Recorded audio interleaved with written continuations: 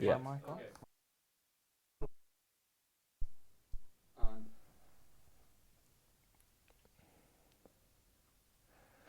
How's it going, Football Daily family, and welcome to Fan Hour. Today is a very special episode. Obviously, it's Manchester City versus Manchester United. Wow, I'm feeling nervous already. Crunch time. So we're going to be doing a watch-along of that game. We're also going to be fielding loads of your questions, but first, make sure you get your Now TV Sky Sports Day Pass. Basically, you can stream it in HD by clicking the link in the description below. We've managed to secure you 25% off as well. So it's just $5.99. It's brilliant HD.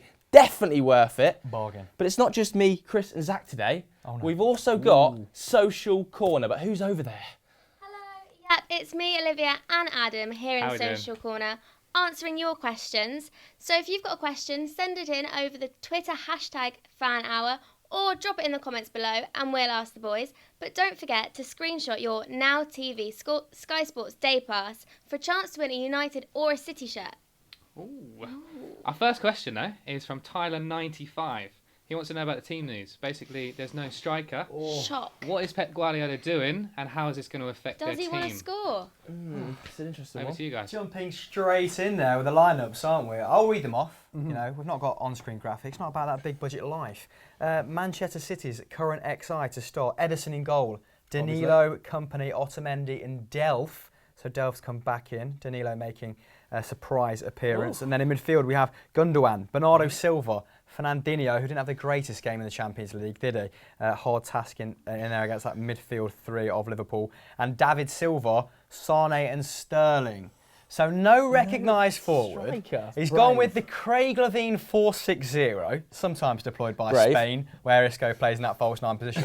And he actually has a history of doing this against Manchester United, so it might not be as big a surprise as first thought. In the 2-1 victory over United in December, was it? Yeah. Raheem Sterling and Gabriel Jesus and Leroy Sane played interchangeable positions up front. And I remember Gabriel Jesus actually going out wide and Sterling playing in this false number 9 position. And for a player who's often maligned in the press as being a bit of a one-trick pony on occasion, I actually think Raheem Sterling has got very, very good tactical awareness. Against, for Liverpool, he played at the tip of a diamond, didn't he? He actually played wing back for them as well. So I think this is a role he could excel in today and cause you all sorts of problems. He's been arriving late in the box. He's added that to his game this season. He's been very good in that regard, hasn't he? But it'll be interesting to see who actually takes up that point man position. Did it with Ribery as well at Bayern Munich, Pep, actually. Played him in a false number 9 at times.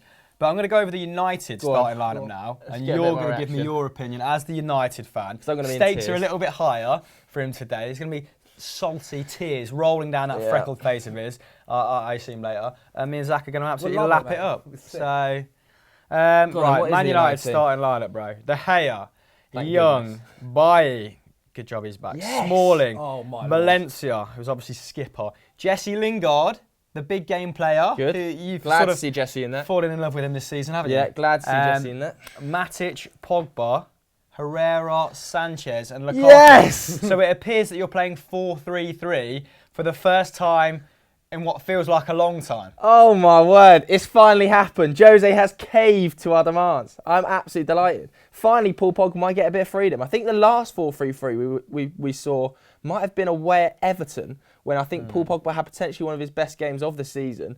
But so happy we're playing a 4-3-3. Slightly miffed that Rashford's not playing.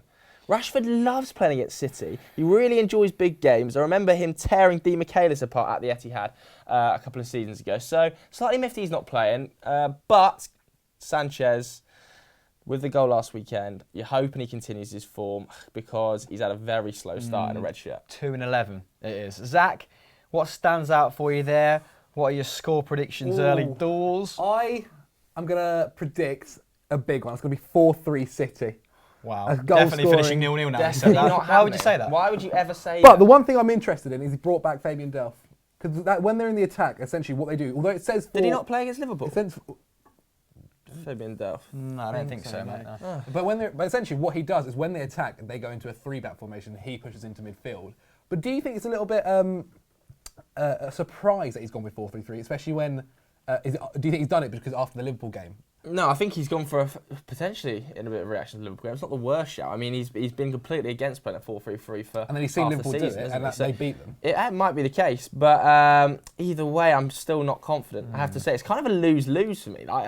Not that I'm happy if City don't win the league today. Obviously, I'm delighted if we win, but it's just delaying the inevitable, isn't it? Like, City have won the league, and I kind of don't feel confident about getting a result. But you do, as United fans, hold a couple of records in this regard. So you won the season the fastest and by the highest points margin. Yeah. And they're in danger, well, one of them's definitely in danger today, which is winning the league as early as possible, of being broken. I think Sir Alex Ferguson's 2000-2001 side won it on the 14th of April. So that'd be the next match day if City were wanting to equal it and surpass it by winning today, obviously. But I think that's a good point. Going back to what you said prior as a reaction to the Liverpool game, because Jurgen Klopp has got a lot of joy playing 4-3-3 against Manchester City because he deploys this sort of triangular press with obviously Liverpool's very good front three and fast front three. So I'm not necessarily saying you can replicate that, but it's worked to sort of pretty good effect twice now, and they often have a midfielder joining that press as well. And what they were doing in the last Champions League game was pressing Ederson as well.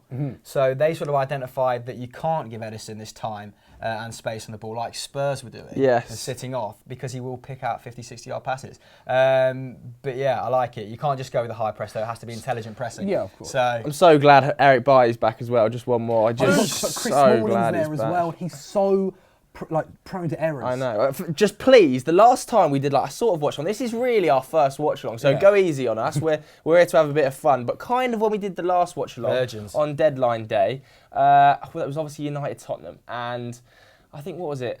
A minute into the game when Chris Smalling and Phil Jones calamity at the back, and we were 1-0 down, and I could have been in tears then, and today I think I will be in tears. So not great, but. I'm excited for the game. What do you think? Should we get some score predictions? I'm staying with 4-3. I'm staying with 4-3. And remember to get your tweets into us with your score predictions and a picture of you enjoying the game with us, and you can win these bad boys. Ooh la la! I'm a big fan of City's new kit, actually. It is nice, isn't it? A little bit plain. I like the badge there. Score predictions. Okay, I think Manchester City are going to win 3-1. Although, this is one of the few games that I'd like to see Manchester United win. Yeah? Yeah, just because. I mean, he's a United fan for the day, guys. Come on. Just because I know that after, if Pep beats Mourinho, it's all the chat, all the jabber is going to be about Mourinho's record against the top six. And then we're going to have to talk about it on Monday's show. And we've spoken about it so many times this season. Every day. So, a bit of self-preservation in there. But yeah, I'm going to go 3-1 City. But I reckon, let's get you two, give me your score predictions quickly. I've gone 4-3. I'm staying with it, boys. 4-3. Go Man for your City. goal scorers at 4-3. All right, easy. Quickly, because we're going to go over to a VT with two just City 4-3. fans. Screw the goal scorers. 4-3. 4-3. I'm going to go for, I think, maybe 2-1. Personally, I think City. I just think they'll nick it, really. I think they might go 2-0 up and then Lukaku get one or Sanchez get one. But, nevertheless, like Hamill said, we have got a little VT for you. We've got hot takes, which everybody at home loves. This week is Adam McCullough, obviously a massive Man United fan from Full-Time Devils, and Kieran Carlin, a huge Manchester City fan, Football Daily's very own Kieran Carlin. So let's take it away, see what they've got. Hot takes, and welcome to a special edition with the Manchester Derby with the title on the line. We've got you to send in your awful opinions about both the clubs, where I, the Manchester City fan, will read them out, and also Adam McCullough, a Manchester United fan, unfortunately. Here to take over. Not having it. Vishak Krishnan says, City's midfield has been having it too easy this season as Premier League teams, barring Liverpool and Spurs, don't go for a midfield battle. Their team will get exposed the moment they face European giants. You're mental. You are completely wrong. We absolutely battered Spurs earlier in this season. Harry Kane, moron, rubbish. Send him off. All right? Liverpool, a whole team of morons. You've got a midfield three of Milner, Henderson, and Oxlade-Chamberlain. All right, okay, they beat us yesterday, but people have off days. It was just an off day. I mean, we've had an off day at Anfield for about 18 years, but ignore that. Next round, all right, we're going to batter them. We'll smash them 6-0 and we'll destroy their bus as well. Ariyesh, Ranjan, whatever his name is. He says David De Gea has kept United in the top 4, otherwise they would have been 6 for sure. And yes, Arsenal would have been above them, as adding De Gea in Arsenal makes them stronger. This is an Arsenal fan, isn't it? Harry Escher is an Arsenal fan, isn't it? Usually I got Peter Cech. Thought he was giving you 15 points a season. Whatever happened to those 15 points a season? The reason you have a goalkeeper in your goals is to keep goals out of your nets. It's not our problem we've got the best goalkeeper in the damn world, is it? Also, you're forgetting the fact that we came to Arsenal and beat you 3-1. We were 2-0 up before David De Gea had to make a save, and not every game has been like that. Manchester United's home form has been fantastic this season. You're looking at our away form, big victories away, on the road as well. I don't know what this guy's talking about. Usual Arsenal fans not talking sense, isn't it? Meath Hander sends this one in. Ashley Young has been the best left back in the league this season. That is obscene. Nacho Monreal, alright, has played 38 less minutes and has pretty much an equal, if not better record than Ashley Young. Ashley Young is not even the best fullback at United. Luke Shaw is far superior to him. He just gets bullied a bit and, physically a little bit bigger, but still way better than Ashley Young, the man who had a bird poo in his mouth. A bird pooed into his mouth. That's just mental. You can't be good if that happens. That's bad luck. That's not good luck. Escatit says Jose Mourinho is the most overrated manager in football history. I refer to the first part of your name, Escatit. You sound like a tit right now. Jose Mourinho is the most overrated manager in football history. Are you having a laugh? Look, before Jose come, I'm not gonna lie, I wasn't his biggest fan. You might not like his style of football, but to call him the most overrated manager in football history is an absolute disgrace. He's won 2 European Cups with sides that shouldn't have even been anywhere near winning the European Cup that season, even if Paul Scholes' offside goal was wrongly ruled out. But nevertheless, I'll forget about that. Jose Mourinho is far from overrated, winning the league in Spain, England, Italy. The guy's done a lot in this game. Put some respect on his name. All these new managers coming out now, Klopp this and Pep Guardiola and all these. Oh, look at these guys, they play lovely football. I know Pep wins trophies, but does Klopp? No. When's the last time he won a trophy? I can't remember either. Thegret522 says, Man City still has a bad defence. They only look good because Otamendi scores goals. What? Otamendi has scored 4 goals this season, but his last one was back in December against United. Please do it again, mate. And we've conceded 21 goals this season in the league. That's 2 less than Man United. We have the best defence in the league. We've conceded the same amount in the Premier League than PSG have in Ligue 1. We're making the Premier League look like Ligue 1. That's mental, and you're mental. Bye. Swagato's back, saying Man City will win a Championships League title before United will win their next silverware. Funny you say that, Swagato. I didn't know that Manchester City were about to get relegated to the Championship. But thanks for letting me know. Thanks for that update. Also, whoops, what happened against Liverpool? Whoops, 3-0, whoops. Going out of the Champions League, are we? Looks like Manchester United might be winning a trophy before Man City win the Champions League. Funny that, innit? The FA Cup this season, City knocked out of the Champions League, everyone booing the UEFA anthem, empty seats at Manchester City. Nothing new there. Your spelling could do with being sorted out though. What I do like about Swagato is though, his app has got 99 in it. A reminder of when Manchester City were irrelevant in the Championship, doing absolutely F all, and Manchester United were out here winning trebles and that. Probably don't remember that, do you, Swagato? But I do. Adam, not you, a different one. Aguero is better than Rooney ever was and had a bigger impact for City than Rooney has for United. Were you born yesterday? This Adam's a disgrace to all Adams worldwide. For me, maybe a little, maybe not, a little for a bit. Aguero he dragged us through us getting a lovely bit of money, cheers to Sheik, and his debut against Swansea gave every City fan hope. It was incredible. He will forever go down in history as one of City's best ever players. I think he's on course to have one of his best ever seasons this year, and he still gets criticised. He's unbelievable, and dare I say, better than Rooney. I'll stop you there. He's better than Rooney right now. I'm Sergio better than Rooney Aguero right now. is the best striker in the Premier League. I think. But that's wrong. That has to be wrong. You know why? I'll tell you why. Look, I know it's easier to make an impact at a club that your club legends are like Dickov and Golter and all those kind of people, Bell and everybody else. It's easy to make an impact at those clubs. But even when Manchester United have legends like Sir Bobby Charlton at the club, legends like George Best, legends like Ryan Giggs, Wayne Rooney was a man that came to Manchester United. He went on to become our greatest ever goal scorer. And not only that, he won every single trophy you could imagine. Remember when Rooney was like, I've had enough. I want to go. I want to move to the blue side. Players make mistakes. Rooney made a mistake. I know Aguero's had a big impact at a little club, and I can kind of see where you're coming from. It's easier to make big ripples in a small pond, but Rooney made big ripples in a big pond. And if you're telling me the Manchester United in England greatest ever goal scorer isn't bigger than Aguero, then I don't know who is. Minnie James on the score 1-2-3 said Man City will win the league against United. We will, won't we? Man City will win the league against United, and Morning, no. We'll get sacked at the end of the season. Has he tried to do one of them stupid things? Mourinho and all that. Hold this. First of all, Mourinho ain't getting sacked at the end of this season. Look how long it took for us to sack David Moyes, for God's sake. There was a Grim Reaper at Goodison Park and everything, and we still wouldn't sack him until it was mathematically impossible for Man United to finish in the top 4. And should I tell you why that is? Why is that? Because all our owners care about is money, money, money. If we don't get that Champions League money, then you might get sacked. But if you get a few trophies in the process, you might not get sacked. Jose ain't getting sacked for finishing second. There's no chance he's getting sacked.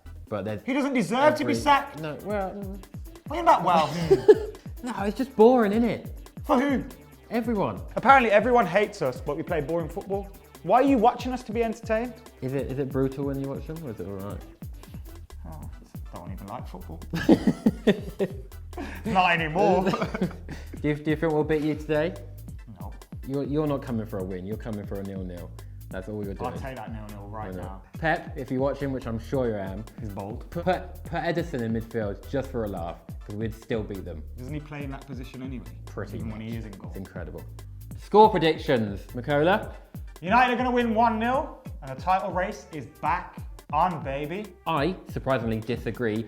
4-1 to City, that's what it's going to be. And if you want to watch us demolish them, Edison get a hat-trick, Mourinho cry, get the link below, click on it, and get a Now TV day pass and watch all of that beautiful thing happen in front of your eyes. Jose, get your boss out for the lads. Come on. I'm going to throw stuff at that bus, just like the Liverpool fans. Horrible thing to do. It's just mean. But you're going to do it anyway? Yeah, I'm going to do it anyway. Welcome back. Right, if you want to get some Now TV, 25% off Now TV, the link is in the description below. We also have some signed shirts to give away, so if you screenshot yourself watching it, send it in to us, we'll give you a vocal shout out, and you could also win a shirt. So. But we have our next question already from Randolph the Great. In a press conference this week, Guardiola said that Mino Raiola offered him Pogba in January. Ooh. What do you reckon about this? Is there any truth? Is it just mind games? And if he went to City, how on earth would he fit into the lineup? He's got blue on his hair. Well, he has got blue on his hair, which is a bit of a unique. You see his Twitter response? I think, no, what was his Twitter response? It was just a picture of an ear. As if to say, what are you talking about? It's got to be rubbish. It's got to be mind games. I don't think it is rubbish. I think, do you think Pogba knows everything Mino Raiola's doing? Even Mino Raiola doesn't know what Mino Raiola's doing at times. Very true. I think Mino Raiola is offering clients left, right and centre. This is probably a perfect scenario for Mino Raiola that this has come out, as if to say, I will offer my client elsewhere to other clubs and engineer some sort of move if he doesn't start playing. Because obviously Pogba was dropped in both legs in the last 16 for the Champions League, wasn't he? And no doubt Raiola was doing that as a little knee-jerk reaction to him being dropped. And it was at the same time that he was trying to move Mkhitaryan on. Exactly, so that's what I was about to say. I reckon this was a big part to do with Mkhitaryan. He's trying to find Mkhitaryan a new club, and Paul Pogba's name gets you in the door at a hell of a lot of clubs. So I think that might have been Paul Pogba, let's talk about, there's also got Mkhitaryan here, by the way. It's a classic salesman tactic, isn't it? So don't write that off, but I think it's just been overplayed. But full well, it's a super calculated move by Pep Guardiola. He knows exactly what he's doing. The day before the day before the derby, leak that into the press, give that into a press conference, guaranteed that would have gone around the Man United dressing room, and a few people would have gone, "What is he talking about here? Few Did raised that actually eyebrows. happen?" Like there'll be a few first teamers that maybe aren't Paul's best friend anyway, and then hear that, and it might just a few splits. That's all he's looking to do. Ruffle a few feathers at Manchester United, and it seems to have worked, doesn't he? Like at the end of the day. We're talking about it on screen, and Man United and Jose Mourinho is getting asked the question about it now. So it's an interesting manoeuvre by Pep, but it's just mind games. Yeah, he seemed pretty breezy in his Pep conference, didn't he? His his press conference, didn't he? But he also said City can't afford him, and I imagine, despite their endless resources, there's probably an element of truth to that. How much do you think Paul Pogba would cost if he was to leave Manchester United now? Oh my goodness. Over 200. Horrible, man. It's near 300, if not more. Ed Woodward, the chartered accountant, would just be rinsing every penny he possibly could out of it. And I suppose the more interesting question is, where would Pogba fit in at Manchester City? Well, I think they'd find a role. 100%. I think maybe they'd play him, KDB and Fernandinho as a midfield three, and that might be at the expense of a David Silva. So David Silva's not getting any younger, is he? Manchester City's arguably their greatest player of the Premier League era, who's kind of taken it to another level this season. You're right, he's 32. But he's got a lot of options, Pep, hasn't he? I think that would be the end of Bernardo Silva, though, potentially. Oh, what, bringing Paul Pogba? Agreeing with Pata here. Yeah. Absolutely. Although Bernardo's playing today, and I actually think he's been all right recent weeks. Yeah, he's got, I think he had 10 goal involvements in his last, 13, 14 games. Yeah. So he's been very impressive after sort of a slow start. But do you think Pogba will still be at United come the end of the summer? What do you think? 100%. I think Mourinho's going to go really hard after a new central midfielder in the summer. What, to give him a bit of more of a challenge, do you think? Not to give him a challenge to play a midfield three. I think he wants to play a midfield three, Mourinho, but I don't think I think he's fully aware that he doesn't have the correct options and the good enough the players that are good enough to play in a midfield three. I don't think he rates Herrera as highly as people think. And I think that Marouane Fellaini, as much of a sort of Mourinho bigs him up to be this general and the sort of player on the pitch that's going to go out and do his bidding, he's at the end of the day not talented enough to play in a midfield three and do that work. Wouldn't surprise me if we went after Arturo Vidal. He's been heavily linked. Obviously worked alongside Pogba in a midfield three at Juventus as well, so a little bit of history there. But I would like us to see go for someone a little bit younger. Hard to find central midfielders that are... Milinkovic-Savic?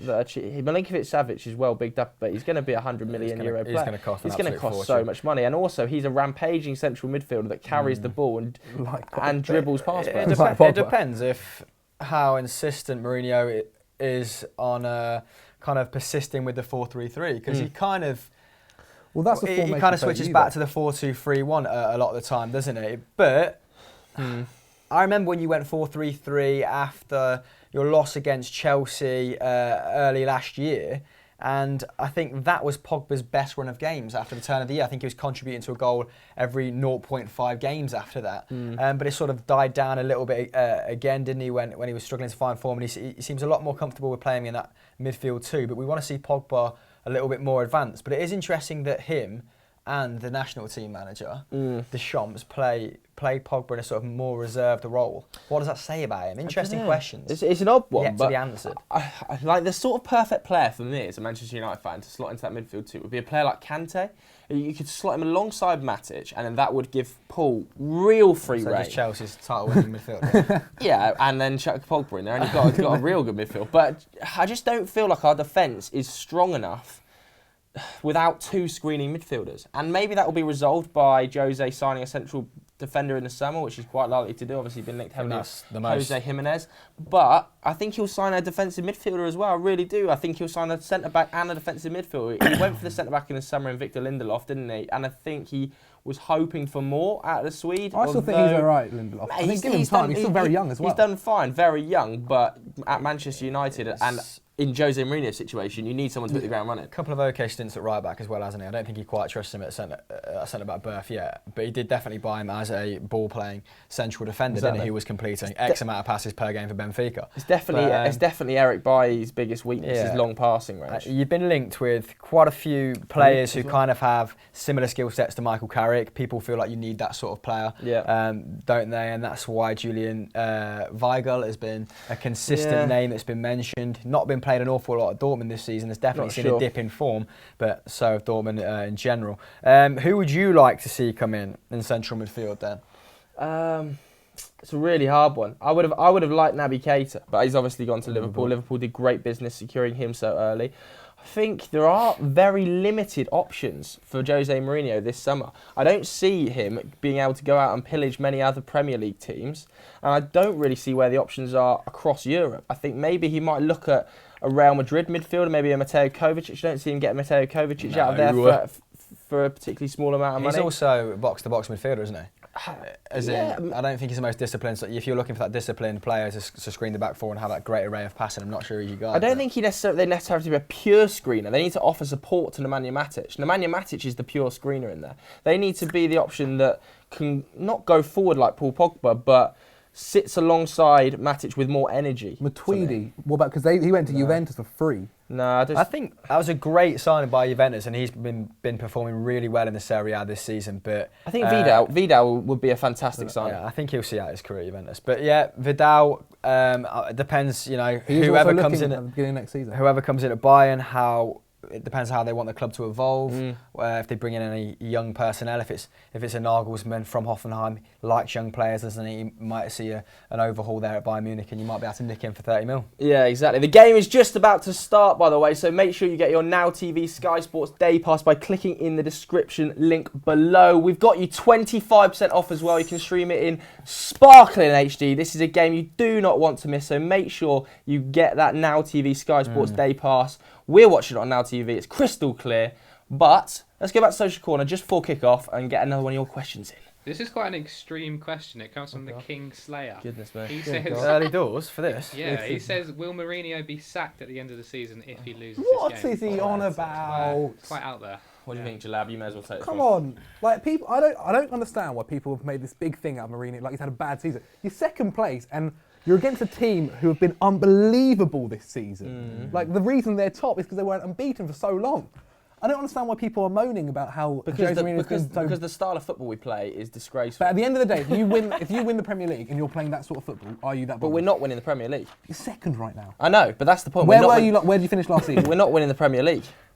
That's the problem. If we were winning the Premier League and playing this football, people would go, yeah, fair enough. We're winning the Premier League and playing defensive, counter-attacking football like Jose Mourinho is well renowned for. We're not winning the Premier League and we're playing poorly. We're not playing defensive rigidity and we look like we're going to burst onto the counter-attack. Right. We've got a £100 million midfielder. We've got a £75 million striker. The two can't link together at the moment. But what you're saying is this does represent improvement, doesn't it? They're finished in the top four once in the last four seasons. Yeah. And this is why I kind of sympathise a little bit, hard man to sympathise with, Jose Mourinho when he went on his pedigree rant, which was somewhat surreal. He sort of had a point, I feel, for like 2 minutes and then continued for another 12. But finishing second, if Manchester City weren't having such an outrageous season, you'd still be in the title race. You're still in the FA Cup, is it? Yes. As a United fan, do you kind of do you see this as an improvement, or is it not enough of an improvement? It's an improvement domestically, but are you it's satisfied? It's from mediocrity to slightly better mediocrity. So you're being left You're feeling Liverpool slightly unfulfilled. The trouble is, we're saying, oh, we're improving. We're improving from absolute disgraceful positions.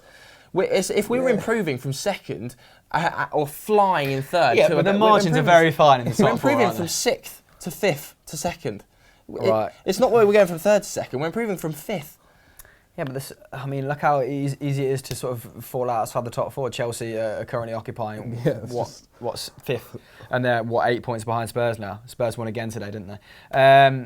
So you know, this is a place in the top four is harder now to secure than it ever has been before, and second to the City side, not to be sniffed at the minute.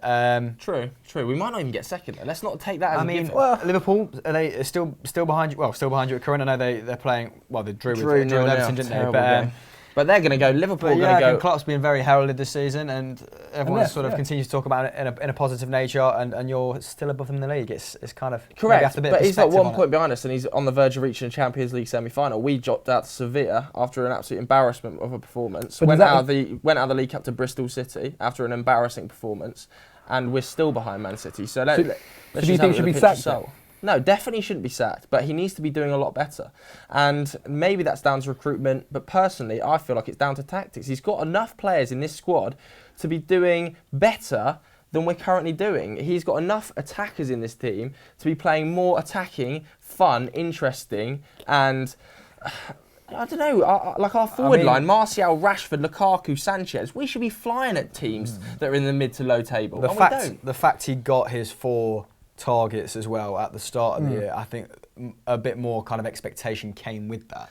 Yeah, you're right. But, you know, I suppose going back to the question, I don't think he will be sacked. He will definitely... Shouldn't be either. I mean, he's just been given a new contract, for God's sake. That's obviously a vote of confidence, but we're kicking off now. Come on, United! So, I mean, let's come on. Continue to field some questions, but our focus, obviously, Jose, is primarily going to be in the game. Oh. Here we go. We're going to do a Twitter takeover as well, kind of take. halfway through the first half, at half-time, and in the second half as well. So keep getting your tweets in to our personal accounts, and...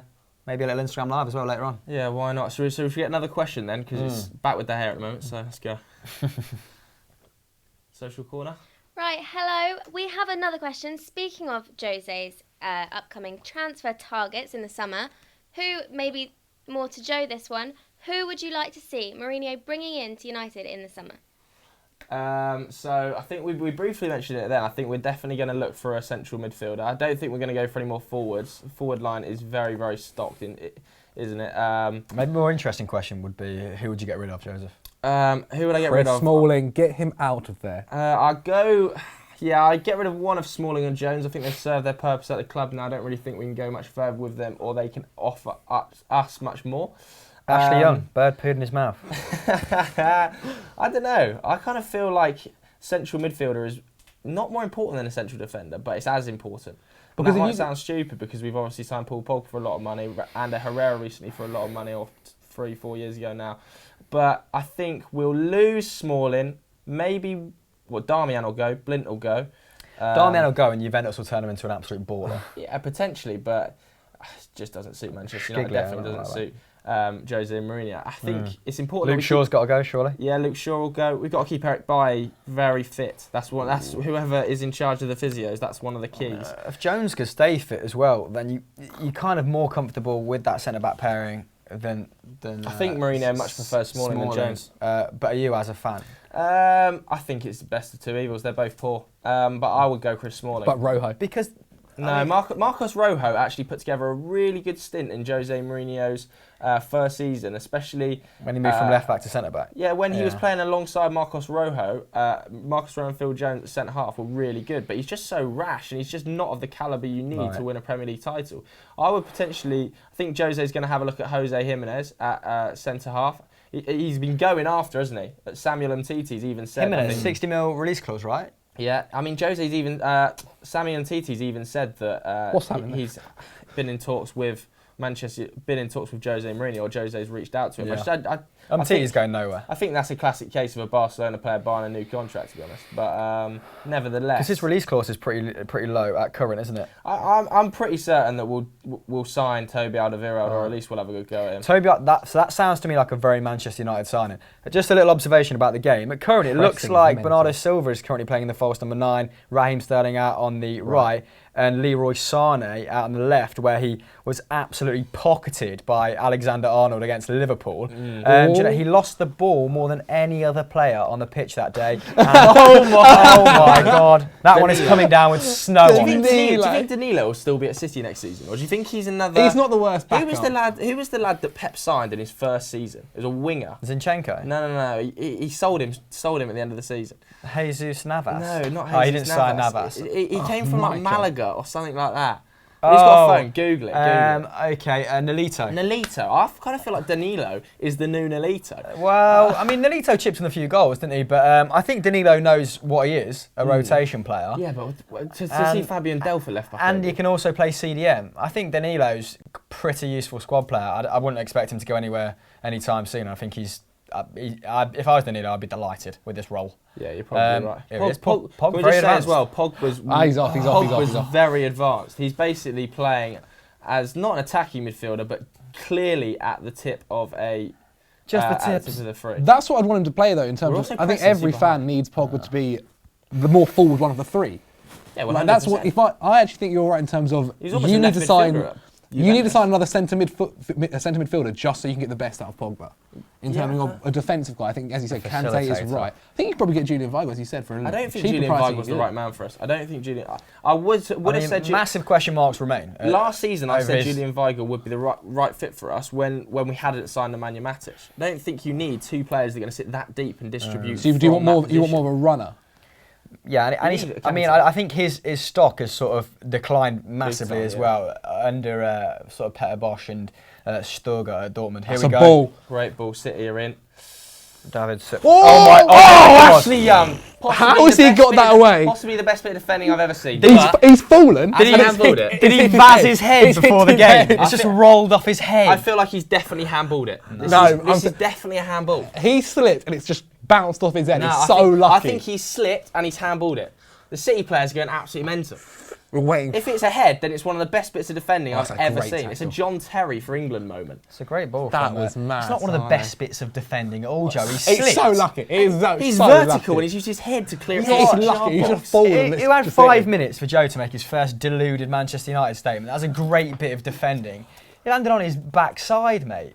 Can I say arse? I want a replay here. Come on, let's get a replay. But Man City carved us open then. Really carved us open. Tinder there. They had that new sponsorship that they signed. Talk us through your Tinder. Let's not do that. Why not? All I'm saying is what's your conversion rate? Yeah, how are you doing? Let's. We hear you're a swipe right merchant. On that. It's all a game of numbers, love. On that bombshell, should we get another question? Here we go. Hey, wait. I'm telling you, he's handballed it. Nice. It's definitely been a penalty. Oh my God. Wait. That is wait. horrifically clumsy. Oh, that's a handball. It's a penalty. That's a handball. I'm not sure the double jeopardy laws. I think that would have been a yellow card, and he's actually slipped. But that is a terrible bit of defending. So you retract your statement or what? VAR. Yeah, that's terrible bit of defending. yeah, that's horrendous. That's a handball. Martin Atkinson, you've been fooled. Would that be a red card? No, it's not on purpose, is it? Well, doesn't make a difference because I don't really understand this new double jeopardy rule because last season that would have been a dead cert red card because it was been denying a clear goal scoring opportunity. Well, it's happened now, isn't it? Pressing Edison high, a pattern that we saw Liverpool do. That might be an interesting sort of thing to follow throughout the game. Should we get another? Do you know what else is interesting? Your pictures, watching the game, get them into us. What a plug that was. So then, let's get another question. Well, before we get a question, I just want to respond to some of the comments that keep coming through which say, show the game, show the game. Liv, how can they watch the game? You can show the game, watch along with us by clicking the link in the description below, and we've got you 25% off a Now TV Sky Sports Day Pass. So come along, watch with us, and send us your photos of your screenshots of your day passes. Don't waste your time looking for a stream. Just get on it. There you go. But the next question comes from Eurofootball Daily. So, oh, yeah? So came from me. When are FD going to have a rematch with us on the pitch? Hashtag scared to lose again. So this is more directed at Joe. You really wanted to play. You could tell in the video that you wanted to come on so badly. It's a frustrating day for me. How was it from the outside looking in? I think the dynamic of the game. Your midfield three were exceptional. One of them was down there in the corner. Yeah, not the roaming cam. I feel like your midfield three turned up much more than ours did, and you also do have one of the tallest guys I've ever seen. Yeah, but he was claiming. This bloke basically turned up and he goes, "Yeah, I used to play for Blackpool's academy." I looked at him; he looked like Groot. He was an absolute yeti, wasn't it? An abominable snowman. Yeah, and he was. I'm going to get a shot of Hibbo and he was on the floor. Absolutely useless. If anyone wants to see, one of my midfield partners currently occupying space on the floor, then go over to Instagram. If you go on Chris Hamill's Twitter right now, let us know who you think this guy looks like. Because we've heard rumours that he looks like Jan Oblak, loads of rumours, but who do you think Adam Hibbert looks like? Go on Chris Hamill's Twitter and let us know. But what was the question anyway? When are we having a rematch? Yeah, when are we having a rematch? I don't know. I don't really care. We've got a few new signings as well. The in-house bragging rights, we have them. We retain them. He wants them as soon as possible. The thing is, we didn't just beat them, we slapped them. You didn't. I mean, that free kick as well at the end. If you took Luke Nichols out of your team, you'd have been useless. Oh, if you took Luke Nichols out of the team, you'd be playing with 10 men. So, he scored a hattie, and what was a 40-yard free kick? What sort of logic is that? Yes. Anyway, should we get another question? Because I've got nothing. Was it Van Straat's tactics? Probably. Jose's having a right go at Young. Right, so if you can take your eyes off of the Manchester derby for a quick second, because Rafael Lopez has asked, will Mo Salah break the record of most goals in a Premier League season? It's not even relevant, is it? What is the most goals in a Premier League season? For us to answer that. Alan Shearer. The most goals currently in the Premier League season by one person. 32. I think he's right. Google I think it, it is Alan Shearer. I think it's joint. He is joint With Kevin And- Phillips. I think it's Andy No, Cole. it's not. Surely RVP is up there within a shout of that. No. It's Alan Shearer. It's either 32 or 34. I think it is Alan Shearer. I think you're right. Most goals in the Harold Premier League Kane season. will probably break it at some point. I don't actually see anyone else breaking it other than him because he is. You don't think Mo has a Salah will break tremendous it? ability to stay fit.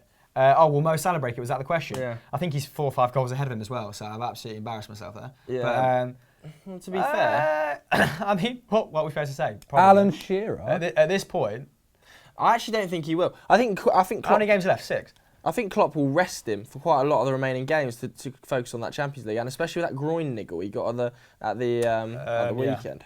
31. That's actually a Alan very good Shearer, shout. Ronaldo, and Suarez. So he's are all 4 joint. goals. So is he 4 goals off with 6 games to play? Well, he's 3 goals off, equaling the record, I imagine. He scored 28. I think Kane's got 24. So No, but did Kane score a couple today?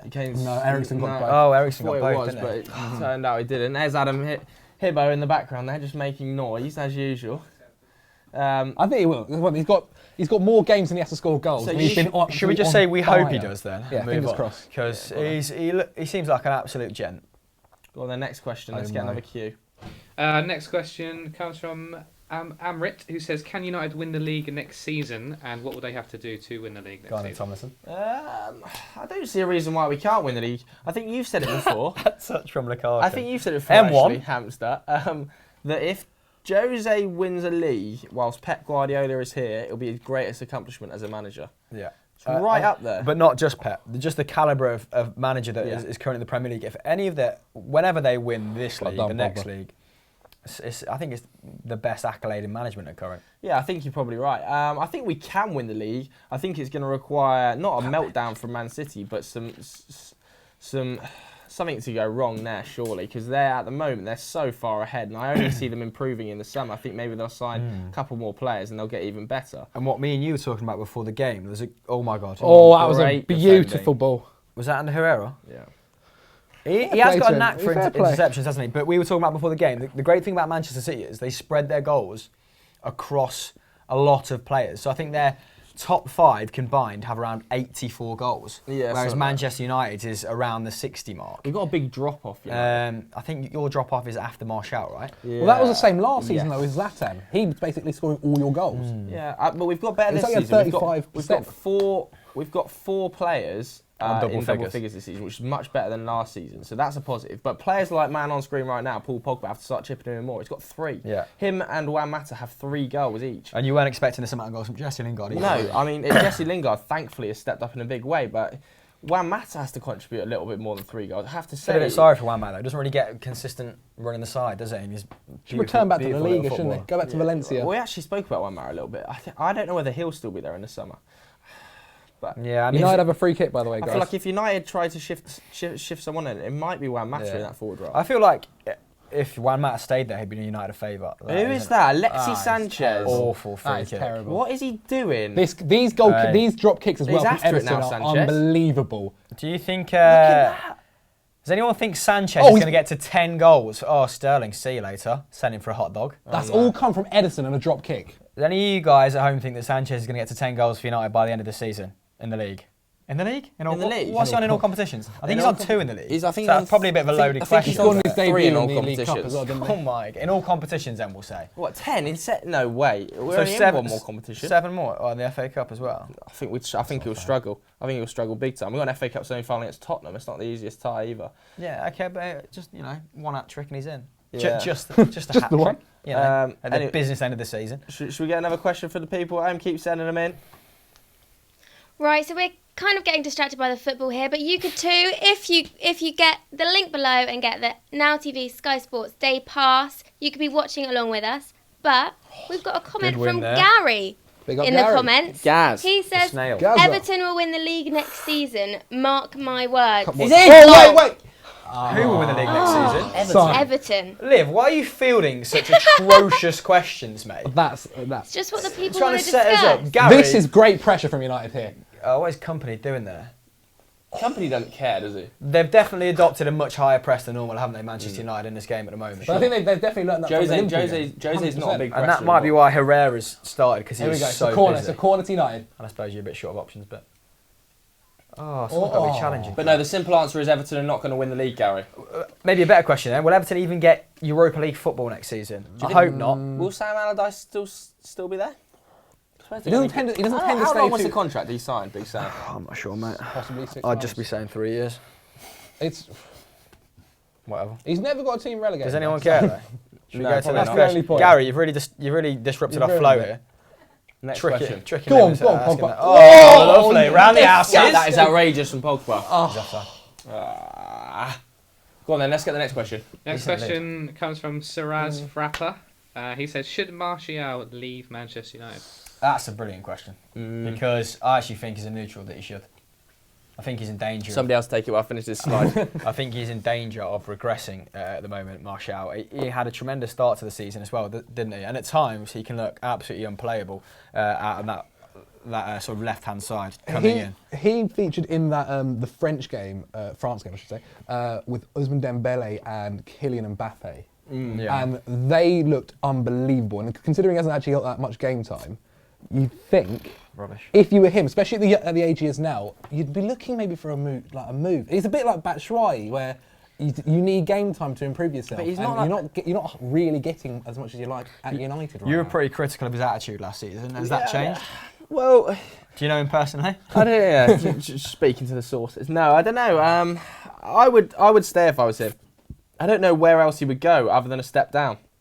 Really? It would be a big step I down. think he'd be Where short else of do you think he would suitors. go? I just don't. It costs so much I imagine money. that PSG would be in for him in a big way. It would cost so much money.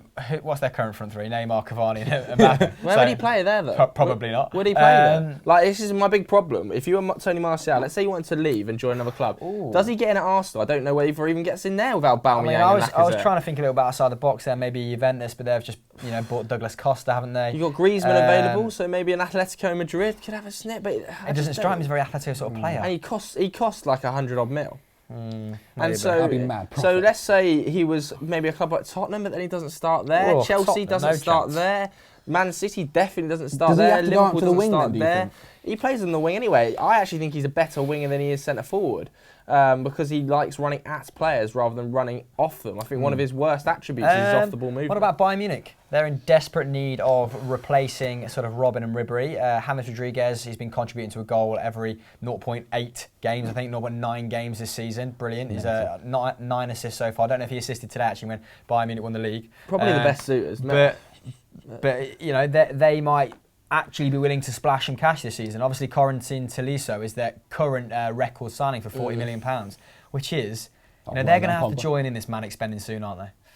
Been a bit cagey this game so far, isn't it? Not a lot of quality. Cagey is a polite way of saying awful because there's nothing going on. Why did you say 4-3? I'm sorry, boys, man. I knew I believed. It's going to be. fully blame you for this nonsense. I was about to say something else there, but I didn't want to jinx the second half. No, but don't you get on Jalab in the comments? Works hard, does Jalab. But I would say, I don't know. I don't think Martial should leave. I don't think he's got the right suitor available in the current market for what he's going to cost. Good question. Huh? So let's get another question.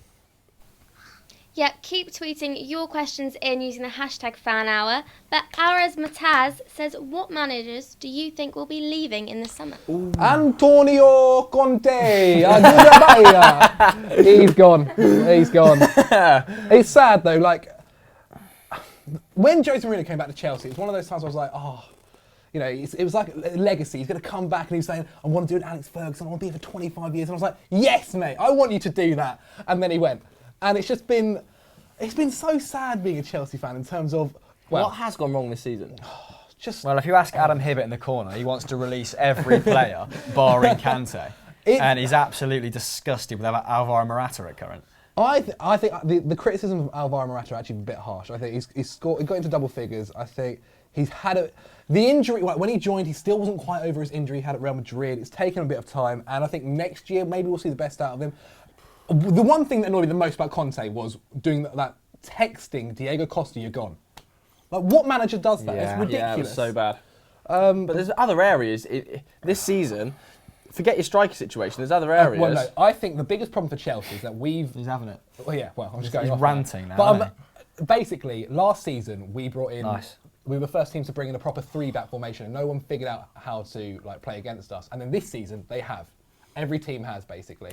And now what you want to do is change things up. Go for two strikers. Do a little bit of something. I don't think you're. I feel like the sale of Matic was poor as well. I think your recruitment was terrible in the summer, and I also think it was a very weird decision to start pre-season just 2 weeks before the season. I didn't get that. I mean, Conte's a manager that runs his players into the ground, so maybe that was part of his thinking. But I remember at the time just assessing your kind of like your business coupled with your pre-season program, and just thinking, are you going to get off to another poor start here? You have to remember, business-wise, it isn't Conte who deals with that.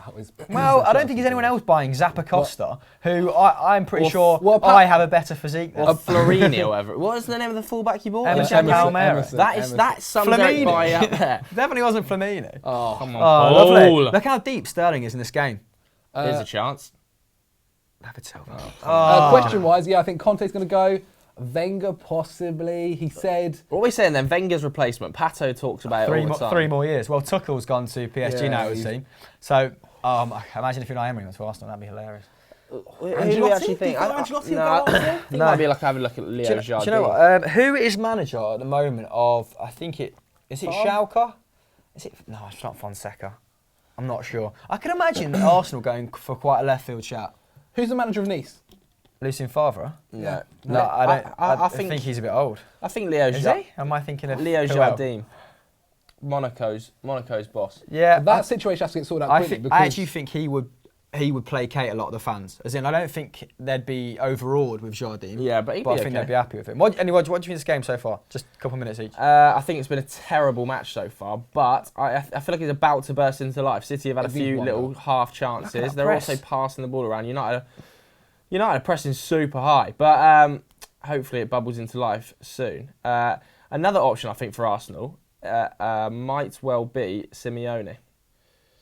I think he's going to be available. I don't think he will go there, but I think he's going to be available. Bernardo Silva then to Sterling. Oh, he's in! Big boy De Gea, always David De Gea. Come on. Do you not think he should do better there? Dave saves. Because he's stretching. I think that's harsh. He's stretching, but that's Dave saves down to a T, isn't he? He loves that long barrier.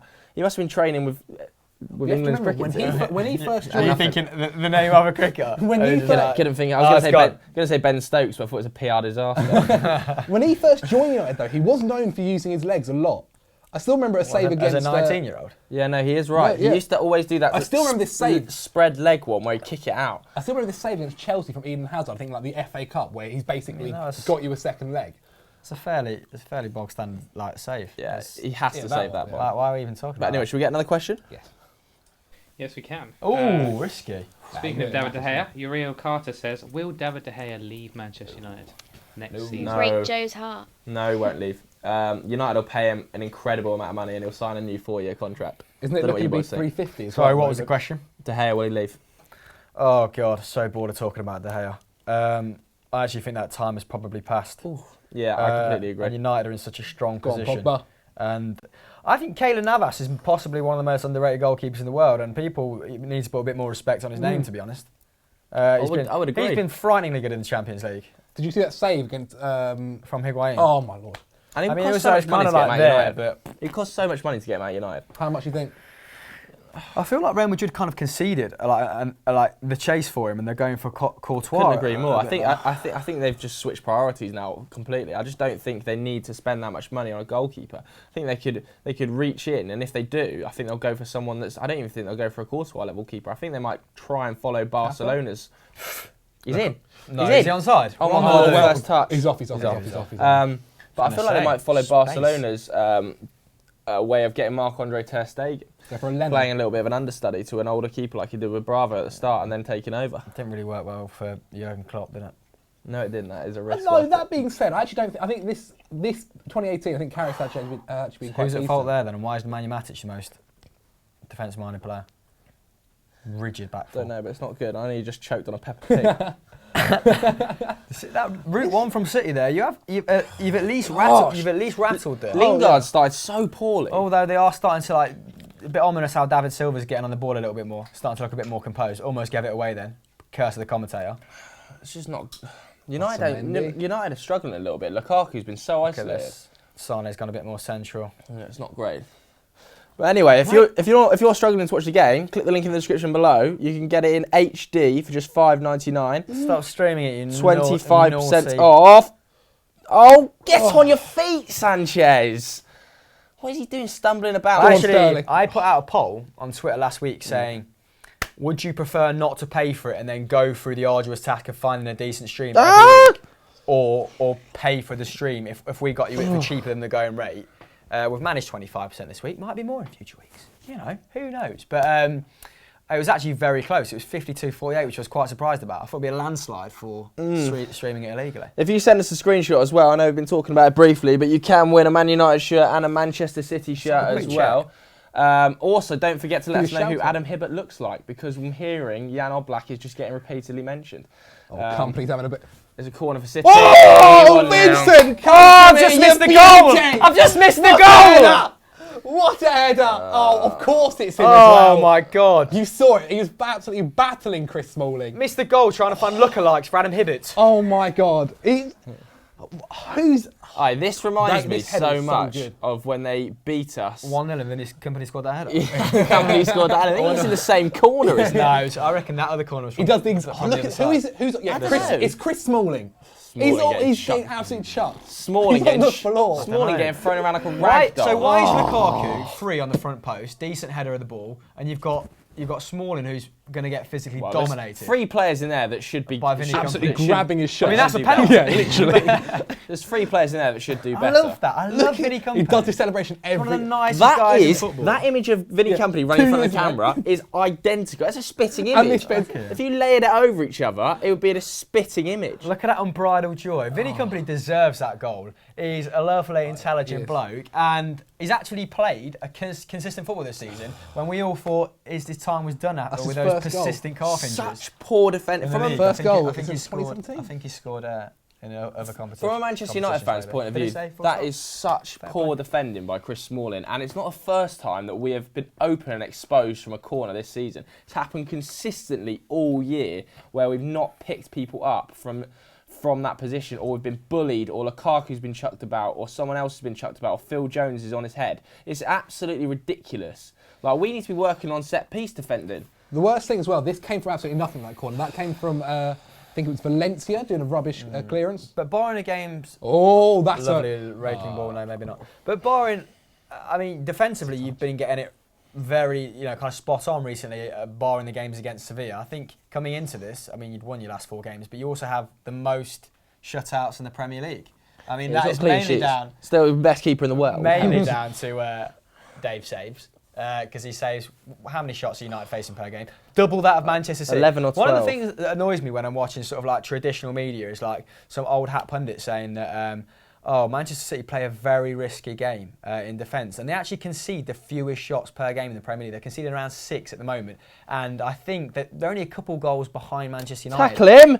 In terms of get lovely done! Shutouts. So actually, while they might play while the passes might look high risk, their overall system does minimise chances. This is terrible for my draft. Oh no, Fernandinho. Fernandinho's on the floor. Should we get another question then while Fernandinho's rolling around after fouling someone? Look at you're in a foul He's fuming now. He's absolutely fuming. Go on then, social corner, what we got? Right, so Zach Morris wants to know, who do you think Manchester City will be signing in the summer? Or who would they not like to sign them? What does that mean? Zach, what are you on about? God, I don't understand. But who do you think Man City will be signing in the summer? Liv chastising his English. Good God. Giving a bad name to Zach. I don't think Man City need to sign that many. Disgrace. Yeah, very true. They don't need to sign that many players for me. I don't know what you guys think. I think maybe... Well, it looked like they were going after... Oh, Jesse. Oh, he's not happy with that. Tell him, let's go. Go on, who do you boys think? It looked like they were going to sign the guy from Shakhtar, didn't it, for 40 million? Fred, but now he's close to sign for United. Really? Yeah. So where does he play? Just everywhere in the midfield? Fred, who plays where Herrera is today, if United sign. Flintstone. I don't know who City needs. Because I think maybe Fernandinho. Yeah, so I love Fernandinho. That's the one position. He's sort of, is he 33 now? He's kind of evolved every season. Very, very intelligent player. and his form hasn't really dipped, barring that awful 90 against Liverpool. But that looks like the only position at the minute that they kind of need cover. Look, he left. Yeah, potentially. This is a good build-up from United. This is really good. Give it 1 minute. Ashley Young wants to come back in. Oh, Ashley Young. Should have been first time. His Brother played for Crawley. Who do you think, Jalab, they need? Again, I agree with a backup or like maybe you go for a younger one, so a younger position like in Fernandinho's position. I got it out eventually, like a CDM, as a defensive kind of midfielder. Who maybe Weigl? We've mentioned him before. We got to stop saying Weigl. I think he's quality. Or no one's. But Weigl's not. He's like a deep line playmaker. He's not really a CDM. Like as in he will make 60 passes per game. But I'm not sure about his tackle numbers. I don't think they're particularly high. I reckon he might try and get another centre back. Who's the youngster at Juve? Yeah, I mean, who's the centre mid youngster at Juve playing against Real Madrid? The young Benson Kerr, mate, he's only just arrived from Boca Juniors. Joined in the summer. I think maybe a centre half. How old's Company now? What, 30, 31? He's in his 30s. You can't rely on Vinny Company to finish the season. And they've got a who? But that's so poor by De Gea. But they've just signed Laporte. And they've got John Stones. Yeah, but they play a 3 at the back. Yeah, but they've just signed Aymeric Laporte, and I don't know. Oh! Gundogan, he's in the dream team as well. The turn is disgusting. Get in there. The turn. You guys have to you've see been this. absolutely rickrolled. 3-1. Oh my God, you guys have to see this guy. Sorry, mate. I didn't mean to make you feel. Can we just throw back to Chris Hamill pre-show? I actually really want a Man United win. I've used to be jumping up and down, celebrating that goal. Yeah, but Gundogan's in my dream team, bro. Come on. Stop going about the turn. It's such a simple turn. Oh my God, what do you mean? See you later, son. Oh, wow, what a turn. That's brilliant. He's almost, that's brilliant. has he kind of mishit that? It's like a little stab. It's not even that much of an impressive turn for me. On. I mean, it is good. It is nice to watch, aesthetically pleasing, but yet again, United. Look, he's kind of mishit that. Is it his weaker foot? Because he's like forward it's a at toey. the same time. It's a full toey. Toepunt.com. Oh, your stats everywhere then, bro. Oh, That's been a horrible 10 seconds for you. so disappointing. This is a game and a half now. So it looks like It's not game, is it? looks like you've surrendered these records. He's livid, boys. Well, let's have a look at some of the things that Manchester United have. While you're doing that, let's go to conceded. Social Corner and get a question. Next question. Completely off topic. It's from George in the comments section. He says, favourite Premier League kit of all time. Oh, Georgie Wright, right. Not Georgie Wright, no. Fortunately not Georgie. Favourite Premier League kit of all time. Premier League. Ooh. I'm well into this jumper at the moment, though. It's nice actually, little salmon pink number. You've picked up a couple of nice bits of clobber recently, haven't you? I don't really know what kit I would say. Best kit. Do you know, I quite liked Manchester City's Umbro one when Umbro sort of made a bit of a comeback and they had the sort of like ribbed sleeves, but not of all time. God, really should we come back to that a little bit later? I've actually got no answers to that. I found a relevant stat. Manchester City have scored at least 3 goals in 17 of their 31 Premier League games. So will they make it 18? Yes. 100% they will. I called 4-3, so just wait. Zach, if it's 4-3... Yeah. Go on. Zach, mate, United haven't had a shot yet. I will meet you for a beer after work. Well, that is a big reward. But have United actually had a shot yet? Yes. When? You've just said yes. It's a classic Zach Jalab manoeuvre. He just says yes. I do quite like that about Zach because he just thinks confident. They do. You know, he's that keen to satisfy people. Somebody get the phone out. Get your phone out and go on Sky Sports and see if you can see if they had a shot. Oh well, I can't. Yeah. Let's field another question because the kits one is absolutely it's dumbfounded. thrown us. Adam Templeman, that's awful. He's in. Raheem Sterling, 3-0. Oh! How's he missed that? No. Raheem. How's he missed If ever you need a sight into the future of England at the World Cup, no, don't say it. Don't say that, Joe. Don't say that. Why you got to be like that? It's an That's a incredible great ball. season. Oh my God, Raheem. Oh, Valencia. What has he absolutely done? ruined him afterwards. He's absolutely He's scared of Valencia. scooped that. No. The ball's oh bouncing. wow, that's the worst finish by Raheem But Sterling. he's not. He's not that. He does need to kind of manage that out of his game. Like he's not great in a one-on-one scenario, is he? Wow, that's so poor. I'm going to say the ball was bouncing there. Yeah, but how easily were United ripped apart there? Is Pogba going to show up today? Is he actually turned up, or is he still on the pitch?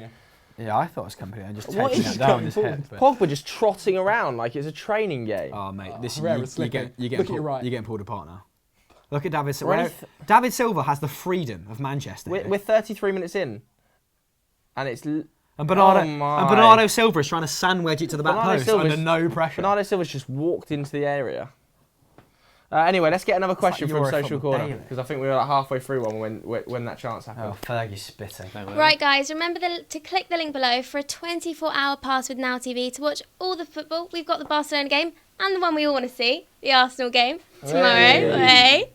But Papo King wants to know, can Liverpool win the league next season with Naby Keita coming in? Liv, when you're doing your fire in the booth, 18-minute uninterrupted rap she's got planned later. Are we on us now, Tom? Yeah, the camera on us, brilliant. Possibly. Can Liverpool win the league? Yes, they're very good. But again, in a similar situation to Manchester United, they need Manchester City something to go wrong there. I don't see. What is it? A 16-point gap. I don't see Naby Keita making up a 16-point gap. I'm sorry. But the great thing about Liverpool is, so they're in the ascendancy. They have the momentum. And I actually think they've got a much stronger squad than they have in the last 5 or 10.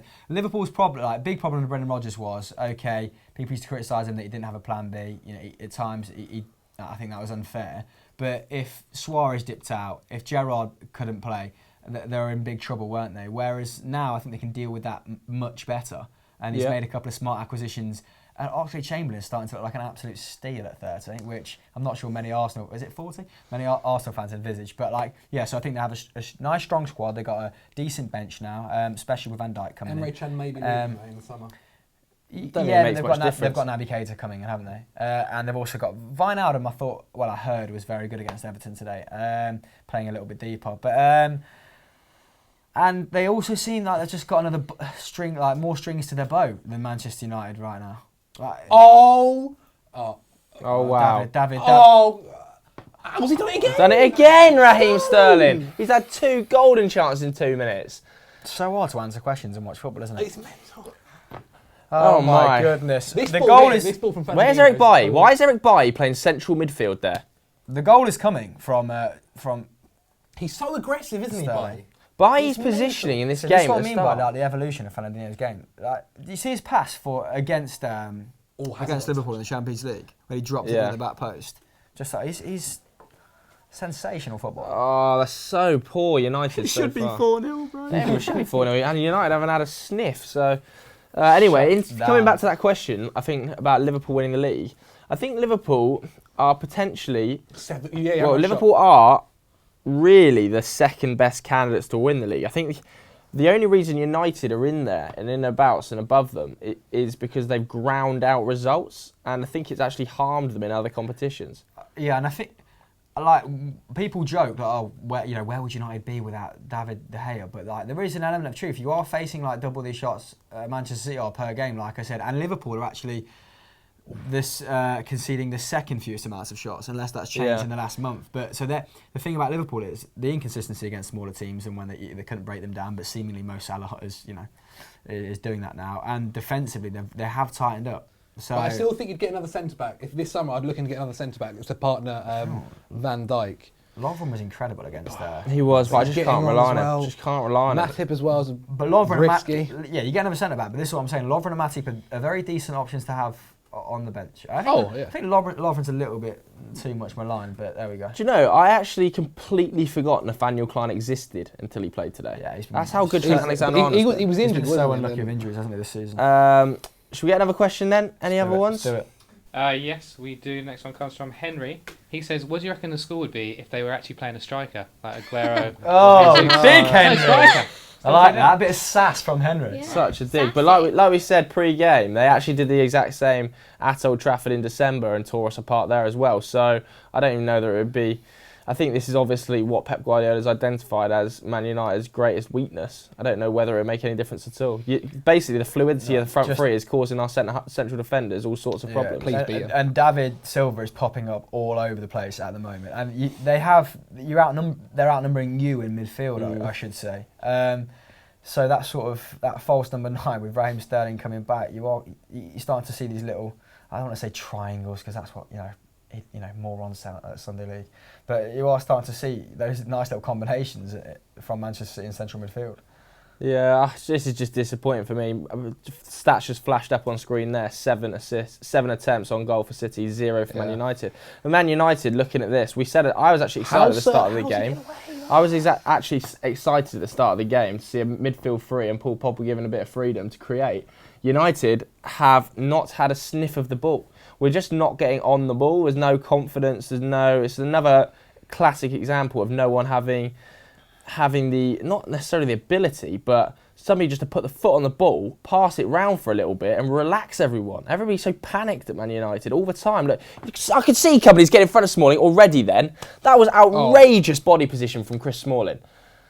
Pogba, what are you doing? Out-muscling whoever he wants. Well, absolutely. Come on, why is he Pogba, doing that? You've got to be better.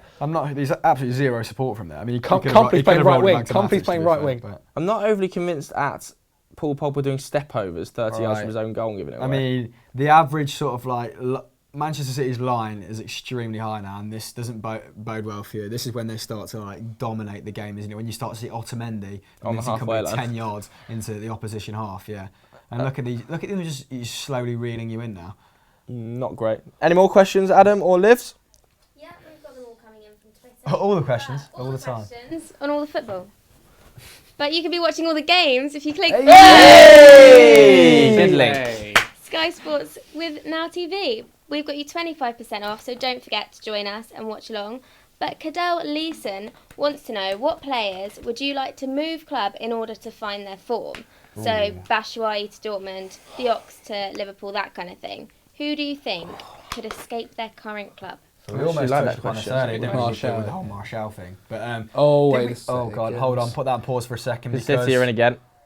Oh, Sterling. Raheem Sterling's fluffed his line once more. Anyway, go back to the I question. mean, that was a much more difficult chance. Yeah. At least that was a little bit behind him. But okay, I think we actually discussed this very briefly, didn't we, on Continental Club the other week? So go and check that out if you haven't. Obviously after the stream, don't be silly. But move club. Because who did you say? You said Batshuayi, didn't you? I said Batshuayi. And then who did I say? You had James. You said James Rodriguez had a good season this season. Right. Okay. About it. That's it. That's it. We said it was sort of reworded, wasn't it? As in like who has finally escaped their club and is performing? Because James Rodriguez, I mean, he was still performing at Real Madrid. I think he was contributing to a goal every 0.84. Once every 0.84 games. Yeah. Roughly. Did I word that in a legible fashion? He was contributing to a goal every 90 There minutes. you go. See the corner was The the mirror. Look, watch the mirror celebration. It's the exact same. He had more hair there. It's Smalling missing his man. Smalling has done the same thing. I love 3 years apart. I love the way he's just powered through Jones to celebrate there. Jones is like, Smalling's done the same thing 3 years apart. Go on then, Joe. Have you got a player? I was rambling to buy you guys time. Have you got a player in mind? I think I don't want to keep bringing him up, but I do think Batshuayi. Like after this year, he's going to come back to a Chelsea squad where he's not going to be the number one striker. It's going to be Alvaro Morata. We can't spend that much money on a striker and then he's not not even play doing them him. too, is he? If Giroud's there. Well, yeah, if Giroud's there as well, at the moment he probably wouldn't be. I still think with his contract with Dortmund, there's no buyout or there's no buy clause, so he could. Oh my God. Oh, Gundogan. Gundogan's just had a great opportunity Gundogan's been really good at doing that this season. I didn't watch him a lot for Dortmund, but like ghosting in from like a central position, it's quite, Pogba. Silly from Pogba. Absolutely. Just How has Gundogan just drifted into 8 yards of free space, 6 yards out? This is like, look at this. How Sterling just won that from Matic. Look at that midfield, 1, 2, 3, 4, 5. So like, I suppose when they're crowding you out and people are trying to pick them up and they're interchanging all the time, you inevitably you build that space. I don't know how Genuinely, manifested there. It's quite hard to tell. But genuinely, if anybody is watching at home and can get up a touch map, how many touches of the ball has Romelu Lukaku had? Because I reckon it's sub 5. Yeah. 4 of them with his head.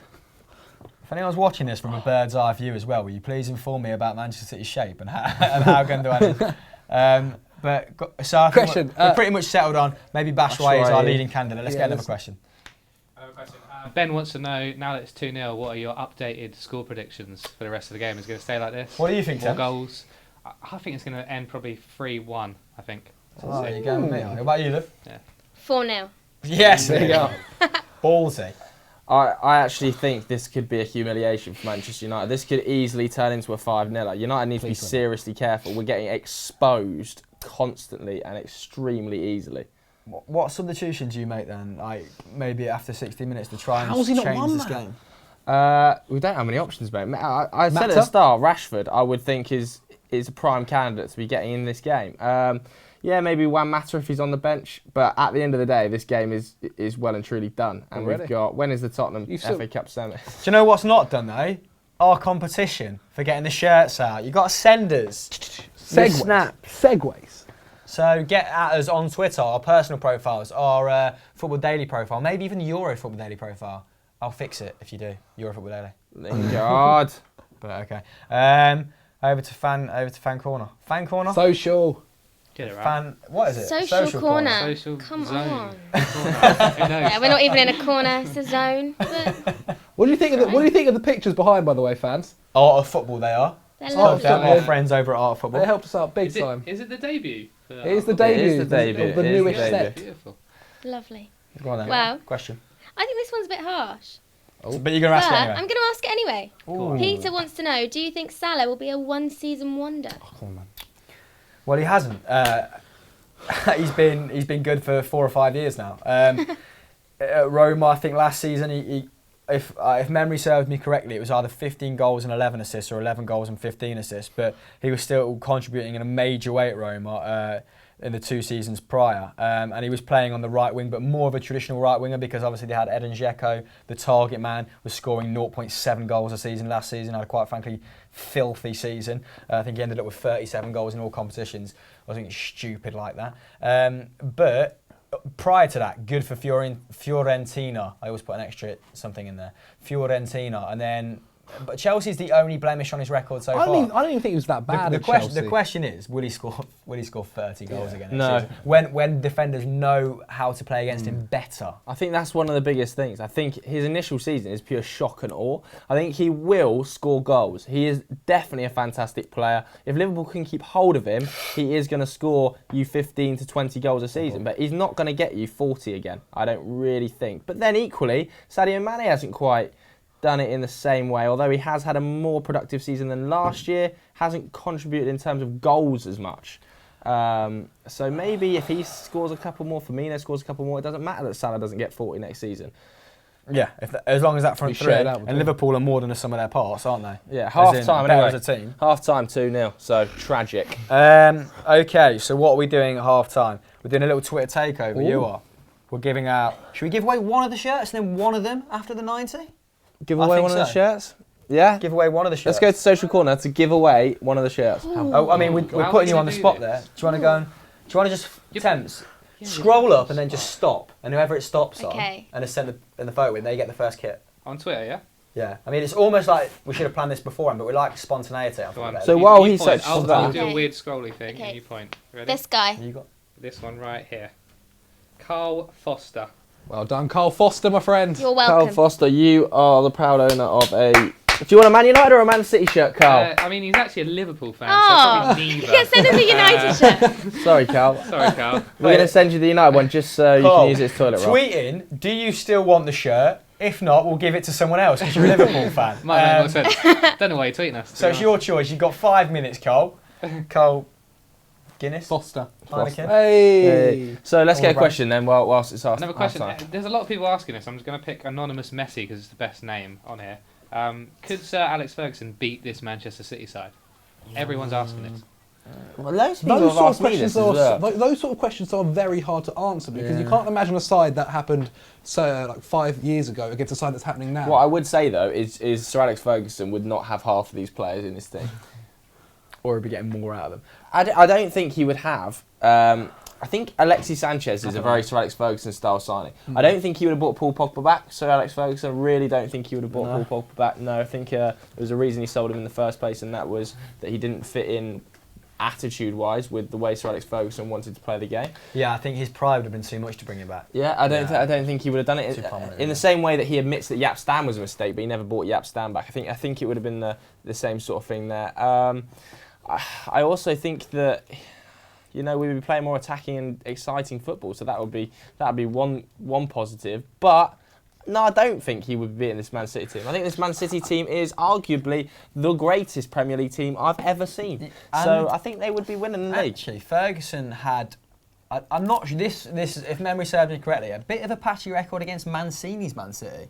As in, he was just struggling a little bit. I know he won the league title in his last season, but I still think Mancini had got one over him there. But he's with the newfound money that was coming into Manchester City and the sort of projects they had in place. It wasn't really something he had to contend with, was it? Like I mean, pre-Fergie, Manchester United weren't the dominant force in English football, but in his latter years when he was established, I don't think he had. Maybe Chelsea when Abramovich took over, and they were extremely successful. Well, in terms of rivals? In terms of like a rival competing Arsenal. at the same sort of level, but Arsenal never really spent it in the same way Chelsea did. Did they? No. Well, it's an interesting question, but it's just like kind of we're all guessing really at an answer. I think Ferguson would have been served better than Mourinho is. We'd have a different team at Manchester United, but no, I think Man City. They've been too good for it. I'm gonna jump on Twitter. So if you want to get involved with our Twitter takeover, by the way, Chris Hamill is on Twitter right now, live replying to your tweets. We'll be reading a couple out as well. I think it's at CP Hamill. So get at him on there with the hashtag Fan Hour. What do you think to this? JD, sell Sanchez. No. We'll keep Alexi.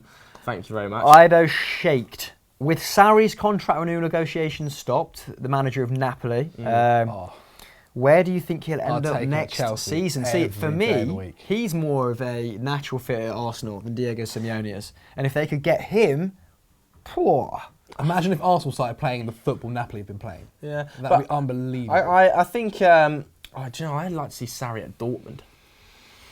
But is that a step up or a step sideways from Napoli? It is a step sideways, but I don't know whether. I know that Napoli have been fantastic, and yes, they might win a league title. I still think Juventus are going to win. I mean, I think more Italians have won the Premier League than any other. But I just feel like I don't see Sarri as the level of the other managers in the Premier League. That's the point yet. I'm making. Is in like managers have tended to have carried their success from Serie A into the Premier League more so than other leagues. Yeah, it's because they're more pragmatic. I completely agree. He'd be a fantastic appointment, but I don't think Arsenal fans would be happy with it. Zach, yes, this is for you, Anjo. You can go first. Thoughts on Man United's transfer targets? Apparently, Jelly Jar has the inside track. Oh, go on, Jelly. Thoughts? I've just said that. The transfer targets are Dybala, Fred, and Gary Bale. So not Gareth. I don't know who Gary is. Who's Gary Bale? Big Gazla Bale. I don't think Bale's going to be happening anytime soon now. No. He's getting on, like, he's not young. He's young, but it won't be happening. Dybala, or Dybala, how's it said? Dybala. That could, but then again, like, where's he going to fit into the United team? United won't sign an attacker. Who's this? Ask the question, sorry? Jelly. Jelly, I'm afraid United won't sign an attacker. Who are the other options? Fred, I think, is a very realistic target. I think Jose is really, really going to go for players that Guardiola does to get one up on him in some manner. So Gareth Bale strikes me as a Manchester United target. It wouldn't happen though. Yeah, but not anymore. Also, he would want so much wages. That's Gundogan, that's gorgeous. But that Gundogan goal, sorry to interrupt your question, Jelly. The Gundogan goal comes completely from a David De Gea clearance. It's another example of United shooting themselves in the foot. The corner came from Valencia's poor clearance. He's absolutely rogue, man. Two very soft goals for Manchester United to concede, but nevertheless 2-0 down. Anyway, let's get back to the transfer targets. I think more likely than either of those. I think Fred is very likely, but I think more likely than either of the other two, Bale or Dybala, is a defender. Fair play. My phone's just locked. One more question. Yeah, go on. Dan at red_in_the_sky. Thank you for your question, buddy. Get at me on Twitter at CP Hamill. I'm sure there'll be a retweet somewhere on Football Daily if you can't find me. Is there any rules you think should be changed in football? Yeah, definitely the take your shirt off or celebrate with the fans and get booked rule. That's a terrible rule. And potentially, do one of us want to say VAR? No, I'm fine. No, come on, we're fine with VAR. I think we all agree that VAR is needed. It's needed, but it's drastically wrong, and I think the World Cup's far too early. But then I just think the Premier, it's just England where I feel like it's not been right. No, I feel in other countries it's been actually okay. It's been horrendous in Germany. It's been horrendous. There's been some talk of the away goal rule being scratched as well. The away goal rule getting scrapped, I would probably be in favour of that. I think occasionally it kills ties off. Yeah, it does. I won't actually be too attached to that at all. I hate it when a team loses 2-0 at home. It's the tie over. I mean, it is. we are just kind of watching the guys in Sky Studios, so we may as well field a couple more questions from Twitter, especially as I've just shouted my handle out. Go on. Gin, would any Celtic player fit in at United? None of them would fit in at City. No, you mean Musa. Musa Dembele. No. We are you've been pretty heavily linked with Kieran Tierney, who I actually think would make it at the Premier League level relatively easily. But That's an interesting one. Give us Luke Shaw. What? Go on, we'll swap you Tierney for Luke Shaw. Absolutely. How much and 30 million. Tierney's 20 years And old. he's captain. And he's Good captain God. his country and That's Celtic. mad. Hardcore Barca's pretty confident Mourinho will win the league next season. Oh, God. Not sure, hardcore. I think Barca something has to as get well. drastically wrong with Pep Guardiola's side. Not sure about Lewis Thompson's statement that Jamal Lascelles would improve Manchester United's defence. No, I don't think he would. He's not even at Chris Smalling level, so what are we dealing with there? Trying to get an England set up Jamal Lascelles, and we've seen some pretty poor central defenders in there. I mean, I have asked you this, but what can Manchester United do to get back in this game? Have you had a bit more of a think about it? You said potentially bring Juan Mata on, but you think the game's dead and buried, right? Game's dead and buried. Carry on watching with us, though. I kind of feel like Juan Mata and Marcus Rashford. I think Lingard's been pretty ineffectual, so I drag him. I don't know what this weird aversion is that Mourinho has to playing Sanchez wide right. He hasn't done it once this season, which is really weird. I thought that's where he was going to bring him to play at Martial on the left, because when Sanchez arrived, Martial was doing really well on that left-hand side, and Sanchez has come at the detriment to him. So I thought he'd be playing on the right. He hasn't done it. Nevertheless, I would bring on Juan Mata and Marcus Rashford, I think, if they're both on the bench, that is. Haven't even seen the type of bench. Let's go back to fan corner after this question. Is Jamal Lascelles even English, by the way? He I is, just said that and I just thought... Right, yeah, he's Where's committed Morgan? the future to England, yeah. This is from Josh Jerome, and he's asked, Hello, lads, Josh. do you think if the managers swap clubs, Pep would still be winning? I quite like that question. Ooh. Yes, I think Pep Guardiola would win the league with the Manchester United squad, definitely. I imagine that front line under Pep Guardiola, scary. I think, I've said it before on Sunday Vibes, that I think if Pep Guardiola was the manager of Pogba and Mourinho was the manager of KDB, that we'd be talking about the reverse of the player of the year. I think exactly the same. And Really? I think Martial just as talented as Raheem Sterling. I think Rashford potentially would be getting as many goals as Gabriel Jesus. I don't really think he would have signed Lukaku, so hard to talk about Lukaku in a system like that. But I think you'd be getting some fantastic stuff out of the likes of maybe even Ander Herrera would be a bit of a transform player in that midfield. All right, cool. Fan corner, what are we saying? Is it Hello. fan corner? Social corner. Social Sorry. corner. Sorry. But before our next question, we're flipping it around and seeing what you guys have got to say. And we've got some of your halftime score predictions. We've actually got loads here. So from the comments on YouTube, we've got ANHD says thinks it's going to be 4-0 to City. Jack Campbell goes 3-2 City. Sergio Aguero has commented 3-0, so he's obviously busy today. Maurice McCarthy 7-1. 7-1? 7-1. Who said that? Maurice McCarthy. I have a I day thought I off, was Maurice. bold. Oh, Maurice. Rocket Candy says... I don't even know. Rocket, that's all right. Rocket Candy says 3-0, and Fanky Danky, great name, thinks that Manchester United are going to come back and win 3-2. What is he thinking? Thank you, mate. Said 4-3, mate. Get ready. Terrible. Anyway, next question. Yep, Go our for it. next question comes from Jim. No, Jim. Jim. Gin, he was on Tekken. But who do you think is going to be relegated? From the Premier League, I am assuming. Stoke City, goodbye, my friend. Yeah, deservedly so as well. Mark Hughes could potentially take 2 sides down this year, which is hilarious. So West Brom, are they actually confirmed relegated Not officially? yet, no, not yet. But I think West Brom, Stoke City, who would be the third? At the I minute, think Brighton okay. I think Brighton will be sixth. at the minute, I think Huddersfield is going to struggle. yeah, I agree. But at the minute it's Southampton, just isn't it? But they've drew. got a game in advance. I think Yeah, In advance? yeah, they Huddersfield also drawing play at Chelsea next week. They've got one Huddersfield extra drawing game. at home to Brighton's not a good result. I think Palace are a little bit That's unfortunate right. to be in the They just position. won. But they've had today, did they? Yeah, they won. Yeah. 2-1. Massive result that for Palace because And Newcastle. they've been very unfortunate over the last few weeks against top sides, haven't they? At Tottenham, they conceded a goal last minute. Manchester United, Nemanja Matic scored that wonderful dipping strike. Could have beat City as well. I think so I think they deserved more, and actually Hodgson has taken his credibility right back up to sort of like Love him. run of the mill. No, I like Hodgson. Very well travelled man, very Say well educated man. He is a bit like granddad. isn't he? Like, Uncle Roy. But yeah, I sorry to steal your thunder, Social Corner, but I had a decent question just come in when I put it down. It's from Back Guai. Hello, back. And he asked, When you were growing up, which opposition players did you secretly wish played for your team? And he's put, as a Scouser, I always wished we had Dwight York and Andy Cole. So Zach, like 6 years ago when you were 12, who did you wish played for Chelsea? Oh, I was actually 14. Who did I wish played for Chelsea? Obviously... So I was taking a mick and I was actually pretty close. Yeah, it was. Yeah. That's how young I am, ladies and gentlemen. There was a period where Chelsea's play Arsenal. And Adebayor used to kill us, and I used to be frightened in every corner. Frightened? No, seriously, every corner, because it was like he was there and he just used to score against us. And I was like, you know what? I'd take him if he was doing that for us. Top goal scorer in the North London derby. Adebayor? Yeah.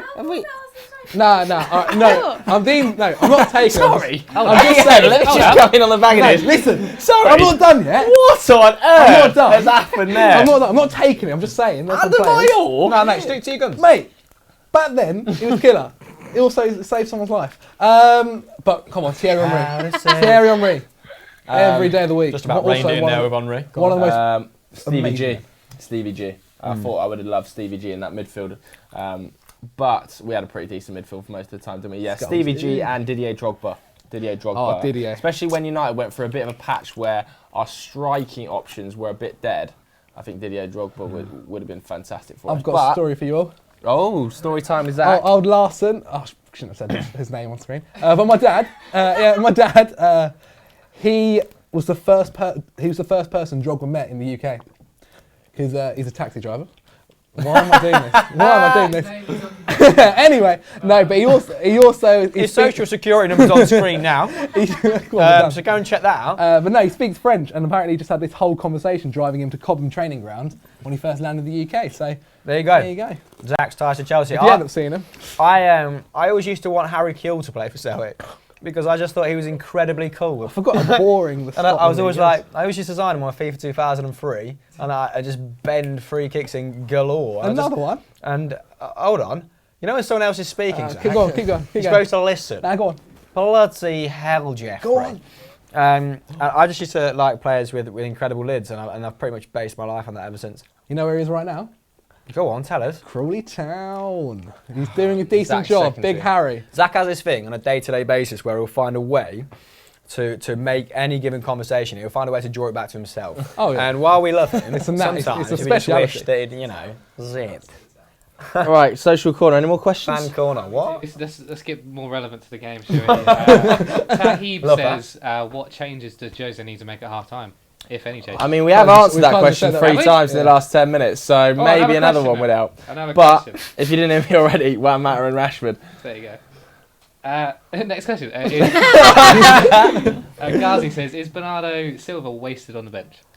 I mean, Bernardo Silva He's also playing right starting now. today. So, In general, he's But not in general. Well, Pato has a big thing against him, doesn't he? But then also Pat's got an agenda because he read one stats bomb thing and it said, yeah, he's not a good player. Well, that's literally it. Bad radars. Absolutely cool bench starting out there. So, you know it Pato, as if well. you're watching, probably not.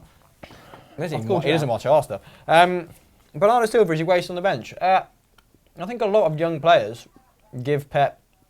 I think it's easier for Pep to rest young players than probably any other manager in world football because he's built up this sort of kind of. The perception of him is that he will improve you.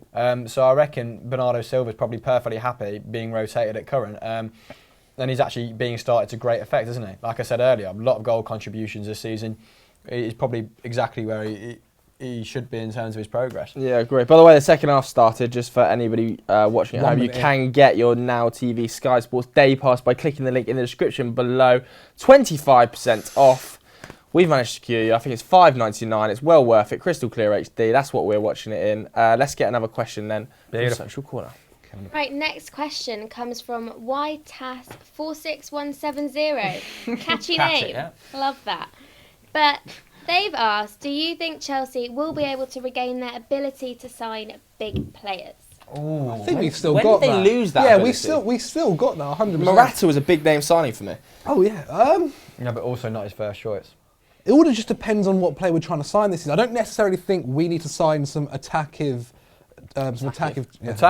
Bringing you new You words. have got a problem, and Conte is very right to say it, of missing out on major first-name targets over the last 6 to 8 months. pretty much every single target that you've gone for, Lukaku, you didn't want Marcos Alonso, wasn't your first choice. You wanted Alexandro, didn't you? Yeah. Did you really want... Romelu. Oh, Romelu's in. Just wait 2 seconds. No, just hit it. Come on. Wait, what was I saying? We said we have. Basically, we you're do struggling to keep get your first names on the... So on your are wish list. Conte's sort of like protestations, are they justified? Yeah, 100%. But I then kind of Like feel Drinkwater like wasn't the first name that you wanted, oh was yeah. it? But then I kind of feel that's not manager's fault. That's to do. Delino's done his hammy. But no, sorry. I kind of feel that's to do with the board rather than the manager. I think everything at Chelsea is so different compared to, well, not so different, but compared to other clubs, it is. We've got, essentially what it is the top guy is Roman Abramovich, who now says he wants to take more of a role at Chelsea. Hands-on role. So he confirms He's going to be an transfer. ex-manager. Oh, I really hope not. Not even sporting director. And then we've got a woman who's... Oh, Pogba was in. Good guy. You actually just lost one of your heads of recruitment Yeah. or sort of sporting directors, didn't you, to a team on a continent? Emanalo. Emanalo, Monaco. yeah. But yeah, no, because then there's the woman who I think it's like Mariana something, and then there's the manager. And usually what happens is the manager will go, Conte will go to them and go, I want this player, and they go, we can't really get you that player, and then we end up getting a backup, which is Marcos Alonso, who worked out, and then it's also Zappacosta when we tried to go for Alexander again. I kind of feel that's because I don't think financially we're as strong anymore. In terms of we can't, I don't think we can spend like United can on a Paul Pogba every season. I think that's just got to stop happening. Unless we're selling Eden Hazard or a star player like that. I mean, now when Chelsea won the league, they won it in Abramovich's second season. Like big money. Shoot! Oh, you've had a shot on target. Good effort, Paul. Like big money doesn't have. You can't make it an immediate difference with it now because there are 4 or 5 teams spending massive amounts. So it's harder for those for that sort of cash injection to kind of. What's giving top teams the edge now is the manager, isn't it? So I also kind of feel like we don't have the same attraction as, hey, you can come join Manchester United, you can come join PSG. Well, PSG are just paying a ridiculous amount of money. you don't think you have, but you're as attractive not as attractive as United. PSG. I think you're underselling it a little bit. I just feel like In a London club and one of the only London clubs that are extremely rich. I think you're underselling it a little bit. I think, like you said, your big problem is your boardroom. So I need to take that by the scruff of the neck and say this is not acceptable. I think you're just as much for pulling power as a PSG, personally. And I think that showed last season when you won the Premier League and you signed some key targets in the likes of N'Golo Kante when there were a lot of other teams interested. But I just think you need to get the boardroom situation sorted out. N'Golo Kante was like sort of was pre obviously Neymar when 30 million was deemed quite a lot for him. But yeah, I still think a lot of teams are interested though. Since N'Golo Kante, you've not really signed your first choice. Yeah, anyone. Oh yeah, Danny Drinkwater and Ross Barkley show you that, and Zappacosta and Emerson. Should we get another question then? Social corner. While Sterling's in again. Nice turn, lovely touch. Happening. Oh my goodness! My. City I might clip the bar. Does that clip the top of the crossbar? Don't know. City outside of the post though. Let's actually. I think we should start trying to analyse the game a little bit in the second half. Go on then. Let's get some questions. Okay, the next question. The stanchion. The next question is from George. He's it's the back. same George. Georgie. He's absolutely George. fuming, if anything, guys. He said, since you didn't ask the kit question, who has been City's most underrated player this season? I think you didn't answer the You kit did ask question. it. We didn't answer it. Yeah. Who's been the what? Sorry. The most underrated City player this season. Edison? No, I think he's been vital. Edison's been hyped. Edison has been majorly hyped, I think. Maybe Kyle Walker. I think Kyle Walker, when he moved from Tottenham Hotspur to Man City, I think there was a few question marks raised about his £50 million fee, rightly or wrongly, because it was a massive amount of money at the time. But I actually think he's been incredible for Man City this season. I don't think I realised how good he was going to be, and he's been unbelievable. He's slotted into this City team so comfortably. He looks so good on the ball, which I also didn't really think he was at Tottenham Hotspur. So yeah, for me, Kyle Walker, I think he's an integral part of the side, and nobody speaks about him ever. Pretty good answer. I'm happy with that. There you go. I would argue Edison. Thanks, George, mate. Thanks for the question, though. Next question. Next one. Next one, remember to click the link in the description, that's the word I'm after, below, for a Sky Sports Pass with Now TV for 24 hours of beautiful football. But Nigel wants to know, can City become like Bayern and dominate the league for the next few seasons? No. No. Not in the Premier League. No, never happened. Too much money in the Premier League, Nige, for that to happen, I'm afraid. Nigel Winter. They might get a few good seasons out of it, but it's so quickly cyclical in the Premier League. We've seen it happen. Like, we've seen teams absolutely dominate the Premier League before, and we haven't seen them put together a Bayern sort of dynasty ever. So I would say no. There was a time when Man United were winning the league so comfortably in that 0-1, sort of 0-2 season. I think like you said before, the record stands at the moment. Yeah, I think you won 3 in a row. But even then, everything comes to an end in the Premier League where there's just so much money and the calibre of manager is so brilliant. I don't think Pep Guardiola's going to want to stay there to build a dynasty either. That was my next point. No. I think, obviously, they have like a... Oh, Go on, Pogba! What a goal! He's brought it back. That is He's brought unbelievable goal. that's a great assist That from is Nemanja such a Matic. good goal. That's so good. How nice was that goal, though? 2-1, my 3-1 prediction's on. That was such a good goal by Man United. Sanchez into Herrera. Herrera chests it down. That is a phenomenal goal. Brilliant by Sanchez in here. back. Chips it in. This little bit Herrera. from that's such a good. That's such Was good it Ander touch. Herrera? I thought it was Yeah. Matic. That's No, it's different Ander. gravy from Ander Herrera. That is a beautiful Rolling assist. back the years to his Atletico Bilbao days when he was actually a lovely little playmaker. that. That's beautiful off the by chest. Herrera. Nice finish by Pogba as well. Lifts it over him. Waited, But, bang. Lovely by Herrera. Now United have a chance. Come on now, United. Tails are up. Let's go. He's breathed new life into this game. Joe was ready to chuck the towel in at I half was. time. I was. Exactly, look Have a at bit him. of faith. I was. But, Although I did say 2-1 at the start of the game. So. Yeah, I mean, going back to the question, I agree with everything you just said pretty much. I think Pep leaving at some point is going to be the key, and there's always kind of a shift or like a little vacuum that's created when a manager leaves. So yeah, I don't think you're going to see a Bayern or a Juventus 6 in a row anytime soon. There's also just too many world-class teams in the Premier League for that to happen. You're talking about Arsenal, Chelsea, Yeah. Tottenham, Well, you United. Well, Tottenham have I'm joined the missing party, out. haven't Liverpool. they? Like, we don't have a top 4 anymore. It's our top 6. So And at some stage, somebody will go, I'm going to go and spend Here we even go. more money. be more United. positive from United. Well, why don't we do this from the start? This is what frustrates me so much. Go on, play Bit young. more aggressive Don't even possession. from the get-go. Well, you've got Look at Young. the sort of bit of fluidity now. Look, Sanchez Oh, is popping up oh! everywhere. Pogba's got another. Oh my 2-2. days! Oi, I told Guardiola. you, boys. Guardiola, what are you saying Oh, now? my It's all going to days. be quiet. Wow. Woohoo! What a gone, ball. but I'm Alexis glad. Sanchez, that's a great ball. Oh, Paul Pogba, come with the man, come with the Aristide that Manaman always says in every broadcast Oh ever. my Look word. at me. Sanchez, this ball This by is Sanchez. the header is as well. Sumptuous. Just runs off Fernandinho though, doesn't he? A bit easy. He's meant to pick out Pogba as well there. Fabulous. That is fabulous. The header as well is perfect. It's pinpoint. 2 goals in 2 minutes, 2-2. That's a glorious. If you're not watching this, what are you doing? All you've got to do is click the link in the description right now. 25% off, just $5.99 off your Now TV Sky Sports Day Pass. It is well worth And you it. don't just get this game, as Liv keeps saying, you get the next 24 hours worth of games. Let's go Real. And this is arguably, it could be a contender for game of the season. This is unbelievable. I mean, So- it's definitely not going to be as good as Liverpool versus Manchester City. hit the link right now. But let's go to Social Corner.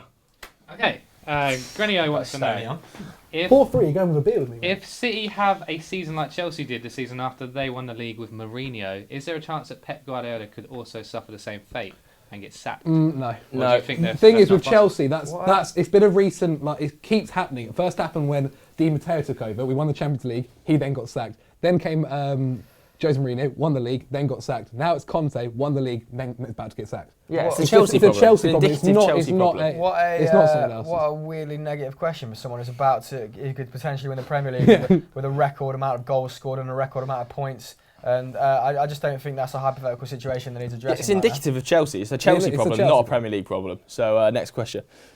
Right, Terrible ball in.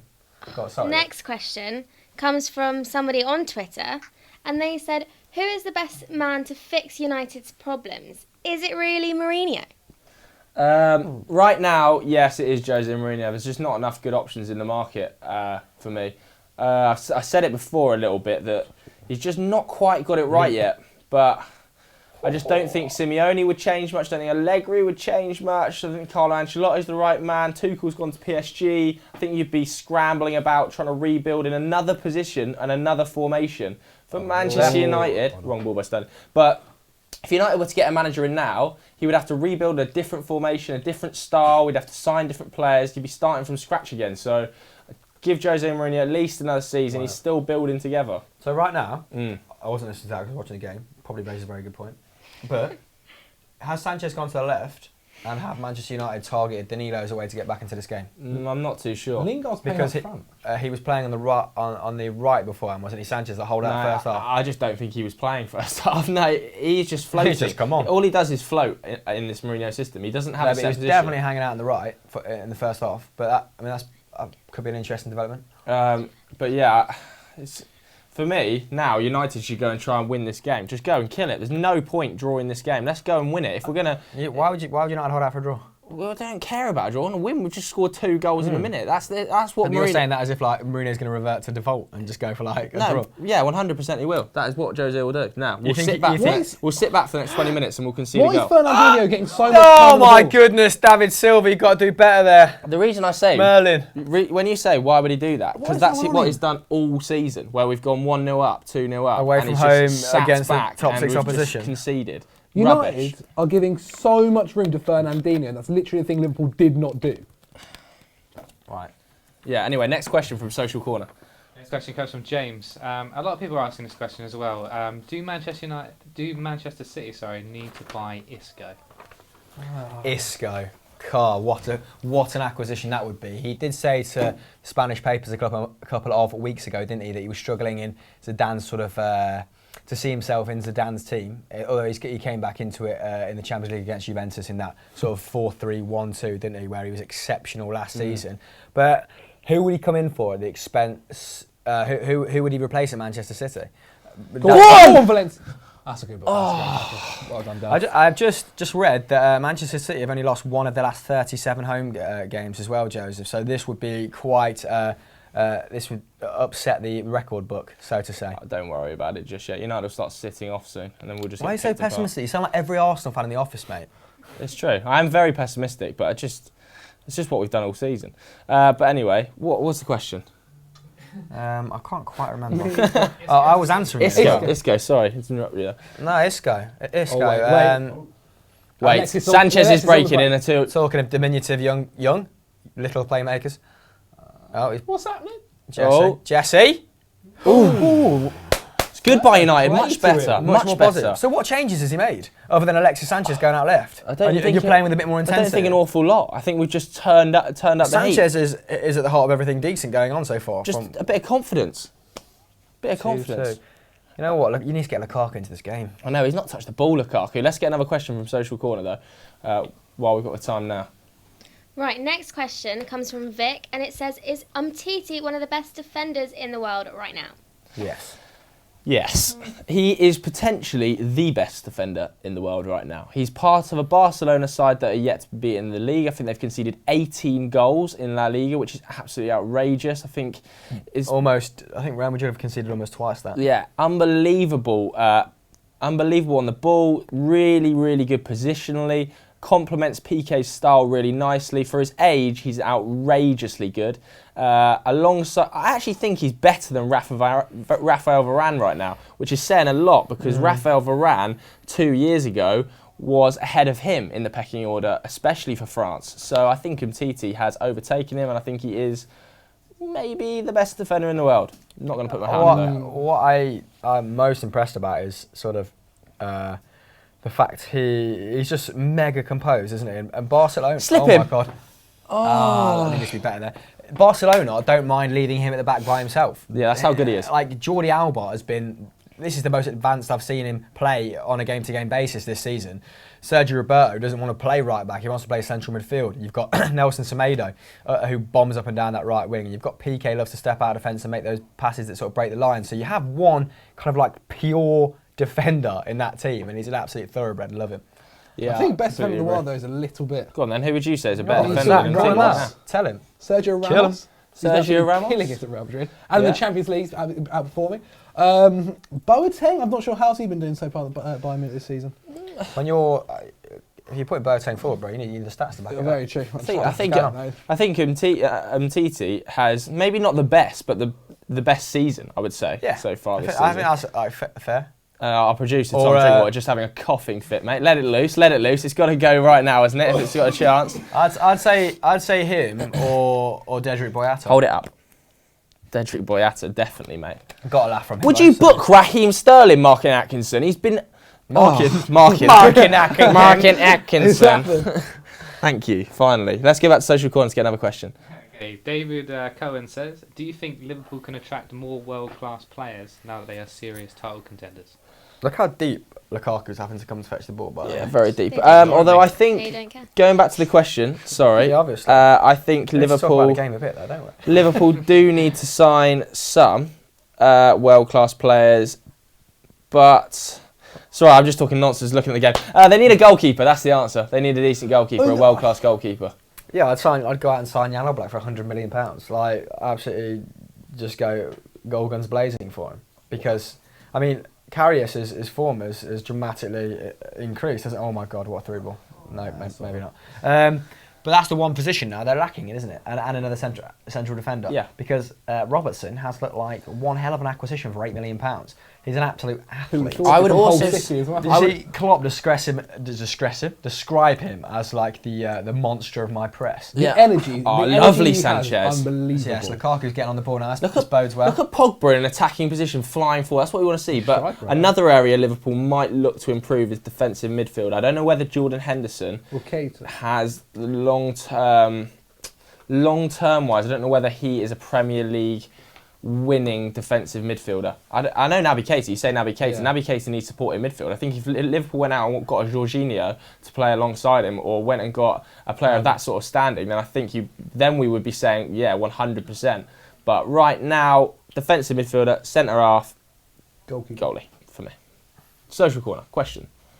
Right, a lot of you are asking what the score. It's 2-2, but you'd know if you clicked in the link in the description and joined us watching with a Now TV Sky Sports Day Pass. What are you doing? We've got you 25% off, so you really should be watching with us. Tell them. But guys, what do you think about the game so far? Do you think City are going to clinch a winner and win the title? It's very tight. I think David Silva is not thinking about anything other than his nards right now. He's taken one to the goal. He's pretty sharp. A left knee from Nemanja Matic has sived him down. I mean, look at that. The camera is currently on Kevin the Brown, as you're supposed to pronounce it, or Kevin de Bruyne, as everyone wants to pronounce it. But what an option to bring on from the bench. At least we have a game on our hands now, gentlemen. Finally. Like, we have a game. Get in Second there. half, you know, our first watch along was in danger of dying on its bottom. There's a fabulous chance here. Ilkay Gundogan has a free kick. Let's watch the. Ilkay Gundogan has a free kick in the perfect I agree with position. that. Sane's taking the Sane's going to hit it. Wide left. I reckon Sane's going to take it and he's going to go to David De Gea's side. Oof. This is a great area for Man City.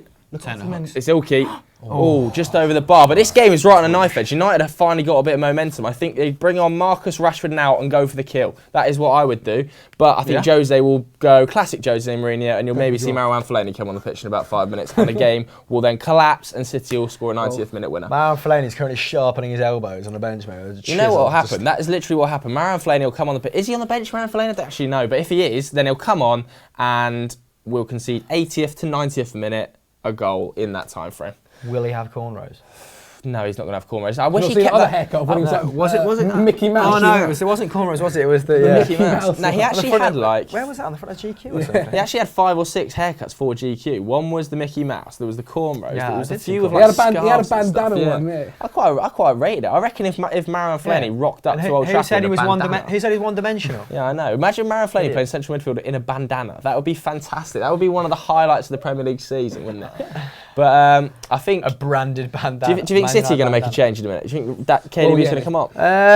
Also got Aguero. I think the great thing about KDB this season is like when Manchester City at times when the game has looked not beyond them, but when they're failing to settle and get back into their rhythm, Pep has often deployed KDB deeper, hasn't he? as in the sort of like the quarterback role, and he's just been sending those Hail Marys out wide to the likes of Sane and Sterling. So maybe he's going to bring him in, get a bit more control. Maybe Gundogan, his kind of box-to-box play isn't necessary at the moment. But Rashford is coming on. I said it was going to go one of two ways, and he's actually going for it. Are you going to apologise? I will apologise to you, Jose, because I thought you would go down the classic Mourinho route of bringing on Fellaini and us conceding. He normally watches our stuff, especially after he punked you. What a video that was. Yeah, that was when Jose Mourinho pranked us. Daily entertainment. But now Rashford looks like he's stripping off anyway. He's coming on. Maybe he's going to go on that left, Ashley. Well done. But the game is right on the edge here. What do we think, boys? Is there anything you changed? I said maybe KDB.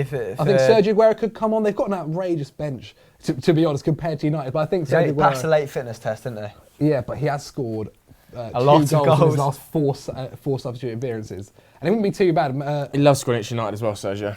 I'm trying to think if they've got anyone else on the bench who could come. Gabby Jesus is also on there. Gabby Jesus.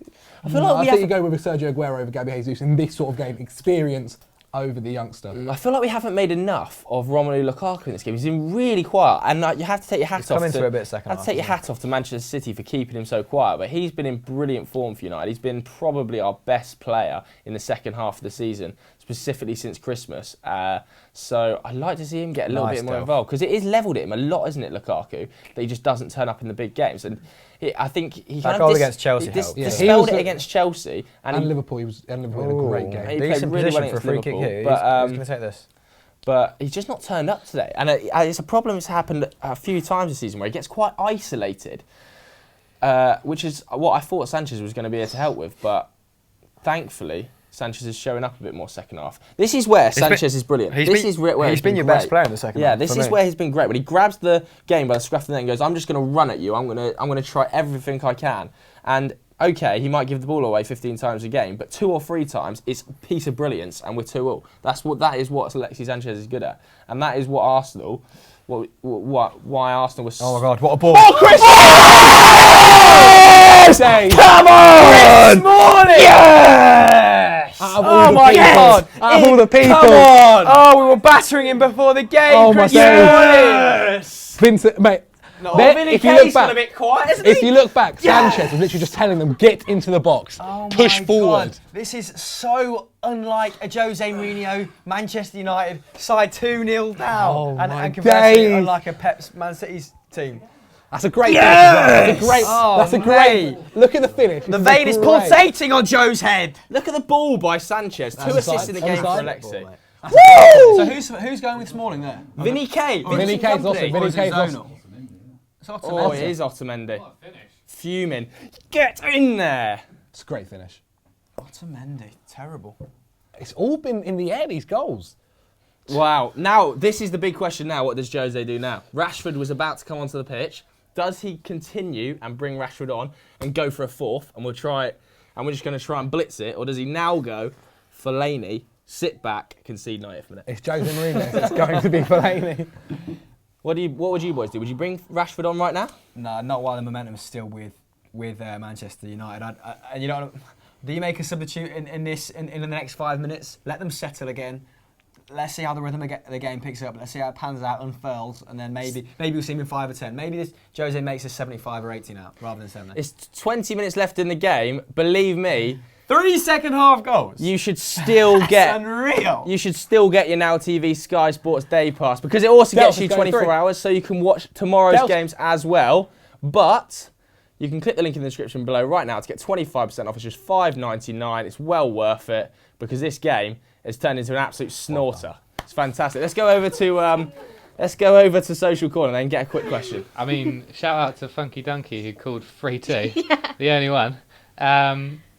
But people are just asking, what do you think City need to do now? Like, what can happen? What can City do now?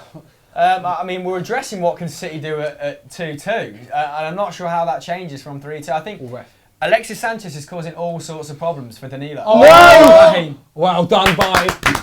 Alexis Sanchez is causing all sorts of problems for Danilo, and I don't know. Do you have to bring Sterling back, change shape? Oh, he's bringing two players in. He's going for it. He's bringing Gabriel Jesus. And they're not bad, are they? So let's see what happens here, Adam Pempleman. So now they've moved to they've bought KDB and Gabby Jesus off. David Silva is one of the men going off, so I'm guessing that he's just going to slot pretty much like for like. Gabby Jesus and Bernardo Silva. Is he going up top? 4-1-4-1. Bernardo Silva's come off. It's an interesting one because does Gabby Jesus now go up top and maybe occupy an out and out you nine? put Sterling onto the right and then Gabby Jesus. Because I feel like strangely that's what's been harming United the most is not playing at an out and out number 9 because our two central defenders don't know who to pick up. Now with Gabby Jesus at 9, David Silva, might be a bit easier. Yeah, extremely influential in the first half, wasn't he? He has dropped off since United started being much more aggressive in midfield, but someone needs to help Danilo out on that right hand side. Big time, yeah. Danilo's getting nowhere near enough cover from that right hand side. You're 100% right, and it's another poor David De Gea kick. What's going on with him today? Get rid of Chris Smalling. Out. There you go. Oh dear me, but yeah, I agree. Danilo is basically getting isolated against Alexis Sanchez, and that's what caused the free kick that led to the goal. So I think he needs more cover out there, Danilo. It's a classic case though. Go back to what we were saying earlier of how good Kyle Walker's been this season. You just don't. Kyle Walker is on the bench. Look at the wide position that KDB's adopted.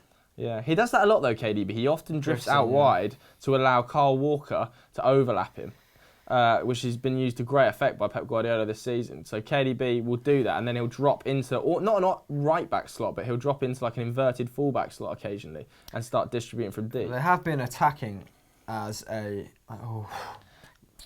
absolute whippers there from the boy Sane. They always have when they attack as a 4 or 3 Manchester City, either Silva or KDB joining in. So is it Ottoman? Sorry, just going to stop and analyse the free kick. Yeah, Otamendi. He's literally Yeah, it's also a question mark whether Chris Smalling's offside. He's level. He's level. And that's not a bad finish. He's let that come across his body and.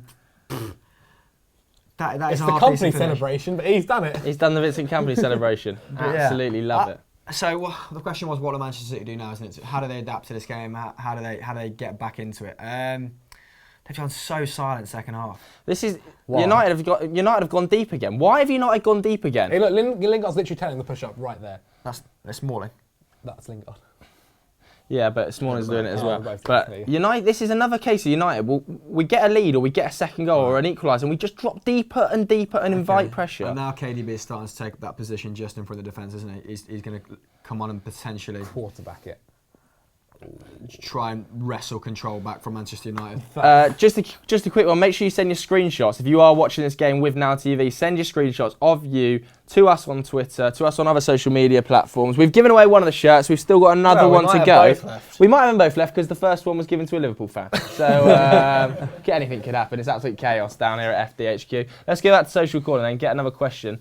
If there are any. Right, our next question comes from Osama Taya, but you're going to have to imagine you're in a parallel universe because he wants to know what would happen if Pogba, Lukaku and Rashford switched places with De Bruyne, Aguero and Sane. Oh dear. Oh wow. I don't think Lukaku would work in a Guardiola team. You have to say, how does the manager, how effectively would he use those players? He's in, City are in, brilliant by Ashley Young.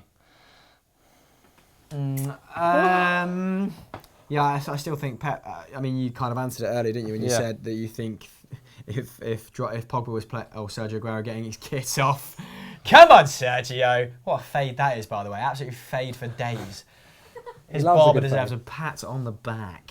But anyway, yeah, we kind of answered about it, didn't we? You did. It's difficult, isn't it? Pogba would be doing absolute bits under Guardiola. He'd be scoring goals for fun. He'd be making a mockery of other teams' midfields. I thought Gundogan would have gone off prior when David Silva was bought off. Gundogan has now been bought off and Sergio Aguero has come on. So is it a 4-4-2? So you've got a 4-4-2. I mean, Gabby Jesus can play wide. 4-2-4. It's a 4-2-4. But is it going to be? Yeah. I mean, let's see, because Sterling might drop back. Sterling isn't actually someone who necessarily shirks his defensive duties. Yeah, so he's playing next to Kevin De Bruyne right there. So I think maybe 4-2-4 would be very ballsy in this situation. Though that's kind of Pep Guardiola. It's the sort of thing you'd do, isn't it? But let's go. Let's go, United. Romelu. Good ball. What? It was slipping back in. It was an average ball. Come on. Come on, Jesse. He's a bit chaotic now, isn't it? That's a foul. Well done, Martin Atkinson. He was never going for the ball there, Leroy Sane. 100% foul. Sterling and Sane quite reserved there, so maybe a bit of a 4-4-2. Again, hard to tell. He's definitely Sanchez not this going for half has been actually unbelievable. Yeah, mate, He's been so much better. He's just been attacked. Essentially, what you said, he's come to life. He's actually been playing. This has now. probably been his best 45 in the United shirt. Yeah, he was also pretty good last weekend. Best, Against not 45, Yeovil Town, kind of best 25. So far, anyway, yeah. If he puts in another killer ball, there's a great opportunity here for Man United. Sanchez has basically got a free kick wide on the right, and last time it was chaos and we scored. So Otamendi on Chris Smalling. Straight on Otamendi. I wonder if that's something they thought about. Not as good a ball in this time, but it's come Matic, back sticks. Oh, he's roasted him. See you later, son. It's a decent ball in as well, you know. Okay. Drop back. This could be a mad counter. Oh no. Gabby Jesus. Oh no. 1, 2, 3, 4, 5 on 3 for City. It's a 5 on 3 for foul him. Oh no. Get there, Ashley. Oh my God. Oh, he's waving it away. That is one of the worst refereeing decisions I've ever seen. I'm pretty sure he's got the ball. I'm pretty sure he's got the ball. Do you think that's a penalty? That was 100%. That should have been a red card. He's gone halfway up the leg of Aguero. That is a horrendous tackle. Furious. That is an absolutely. Bit of argy-bargy. That is an absolutely horrendous tackle. Shock. Fernandinho's lost his head. Fernandinho, Paul Pogba. I can't believe he's not been sent off for Okay, this. we want this in slow-mo right now, so we can consolidate our opinion. I cannot believe it. This is a Ashley Young red card penalty. He's gone halfway up the shin. No, I don't think. I think Watch he's got this. the ball, mate. I think he's got the ball. What's the general consensus in the room? Horrendous No this penalty. tackle is. No penalty. This tackle was horrendous. The FDFC boys think no foul. Play on. Please. Fan corner. No way was this clean. Social corner. I need to watch it again, but everyone in the comments is saying penalty. He's halfway up his leg. He's halfway. His foot was proper high. Right, so Why is Fernandinho like this? This happens every game. I actually don't think that is a penalty. I don't think it was either. Oh mate, that was an awful, abysmal tackle by Ashley Young. So it's 50-50 in the room. It's 50-50 in the room. We need to see a replay, don't we? We're still waiting for the replay. What is going on? Sky Sports, sort it out. Now on such- TV, get the blower to them. It's such. We need a replay. It's such a bad tackle by Ashley Vinny Young. Company is absolutely seething. I can see the veins on his forehead twitching. Between him and Fernandinho and Paul Pogba. It's so high. It's so high. Oh, you know what? You know what? You know what? No. Is he? Ash, it's not a great tackle. He's all studs up. Is he in control That's there? a penalty. He's not in control. He's got 2 feet off the floor. That's a penalty. That's a penalty and a half. He's got 2 feet off the floor. That's it. Oh, mate. His foot That bounced looks off the horrendous ball from onto that his angle. leg. Manchester City have been hard done by there. Pep's fuming. That was Pep slipped over. But that was an absolutely horrendous tackle. Nailed on penalty. Oh, has Sergio just been booked for dissent? I don't If know, I but- was him, I'd be absolutely livid. He's just come back from an injury. And Ashley Young. Lingard's getting him in Fernandinho's head. Here's what's happened with Fernandinho. He's been clattered. Absolute. Fernandinho and the company have sandwiched him. Oh, that's a bit unneeded. That's a yellow card That's as well a for bit Fernandinho. But yeah, like, 100% a red card as well for you me. think- It's like a bit of Billy Bear ham there in a sandwich of skill. You know, you just crush your sandwiches at school. I think that That's actually what just happened to him. I thought that was a red card as well. I think it's not only a penalty; I think it's a red card. I think it doesn't make a difference if he slipped up the ball. He's hit. The connection with Aguero is under his just under his knee. That's awful. I think man. if Martin Atkinson sees it from the angle that we saw last, which is parallel with him, when you can see both feet off the floor, fine. But I think he's maybe his view's slightly obstructed, but he sees him get the ball. But he would with VAR. This is why I don't understand when people say if you don't want VAR. Oh man, these are the sort of decisions we that made. was such a bad tackle. I can't believe he's got away with that, Ashley Young.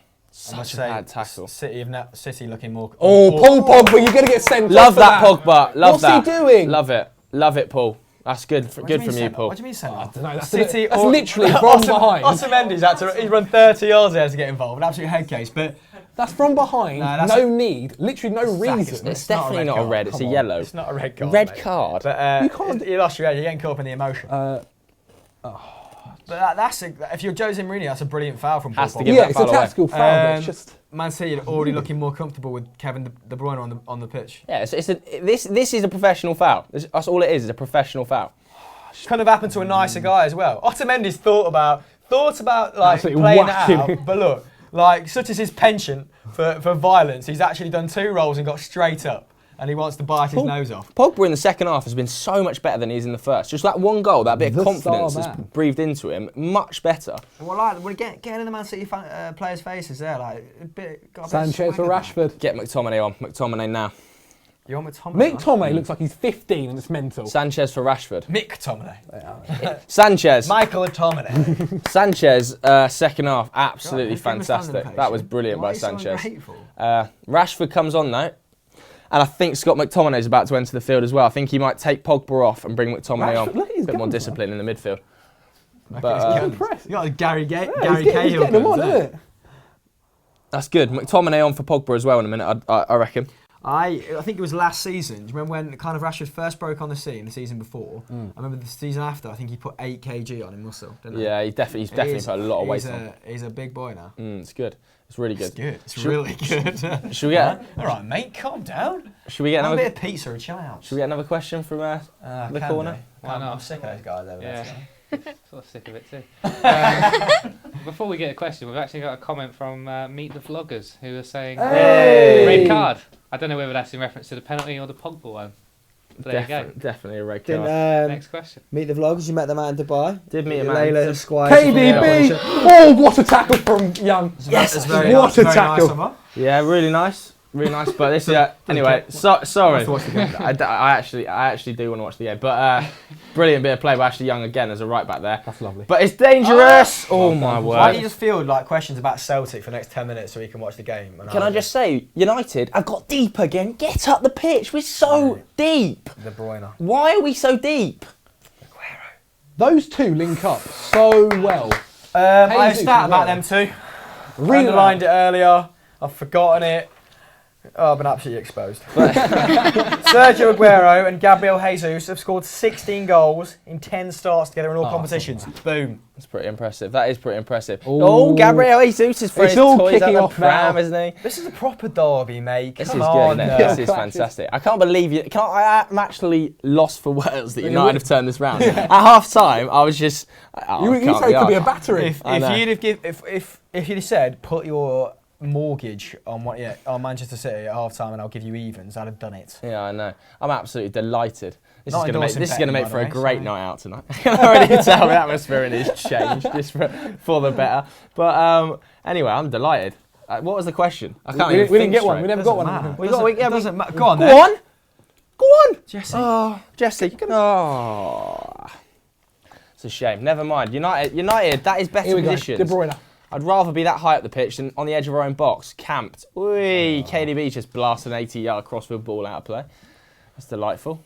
Yeah, I don't feel like KDB, since he's come on, has had as much of an impact as he would. Really? I thought as soon as he came on, Manchester City settled in the next 5-10 minutes, and as you said, Manchester United are dropping a little bit deeper. Yeah, we are a lot deeper. But McTominay about to come on, by the way, for Paul Pogba. But I don't know if that's a Manchester United thing or a KDB thing. No, we do it consistently. No, It's not for Lingard. Jesse Lingard off. I actually don't think it's been Jesse Lingard's best day. He does put a lot of work in off the ball, but I've seen better games from Jesse Lingard than today. But yeah, never Well, mind. the main man today is Paul Pogba. No, Alexis Sanchez, come on. Darren Paul Pogba scored 2 goals, but facilitated by Alexis Sanchez. Darren Fletcher 2.0, here he comes, just to make some mischief. And that isn't a dig. Darren Fletcher was a great dig at all. Not a dig at all. And he was brilliant. Questionable bowels, a little bit like me. That is a dig. But no, McTominay's come on. He's obviously going to operate a little bit deeper than Paul Pogba does.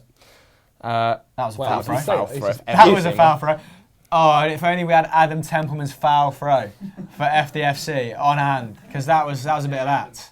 City's heads are going a little bit here. City's heads are starting to go. Martin Atkinson's just repeatedly penalising them. Not been a good week for Manchester City.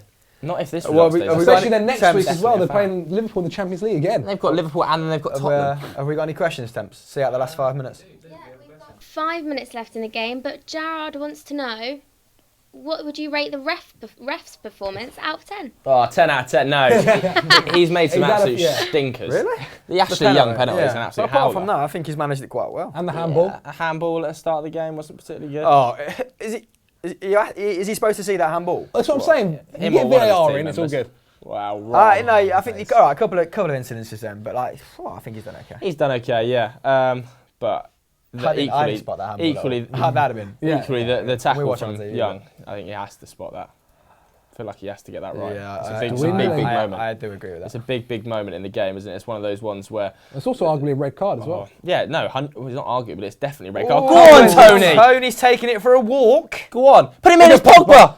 Oh, the ball was Wait, That's Rashford. the right ball. It's the right ball. Oh, Lukaku. Romelu Lukaku's touch has gone down the M6 there. I feel like he needs to be playing well within the first 10 minutes, otherwise he loses his head. No, you're talking nonsense. Just don't know what to say about that.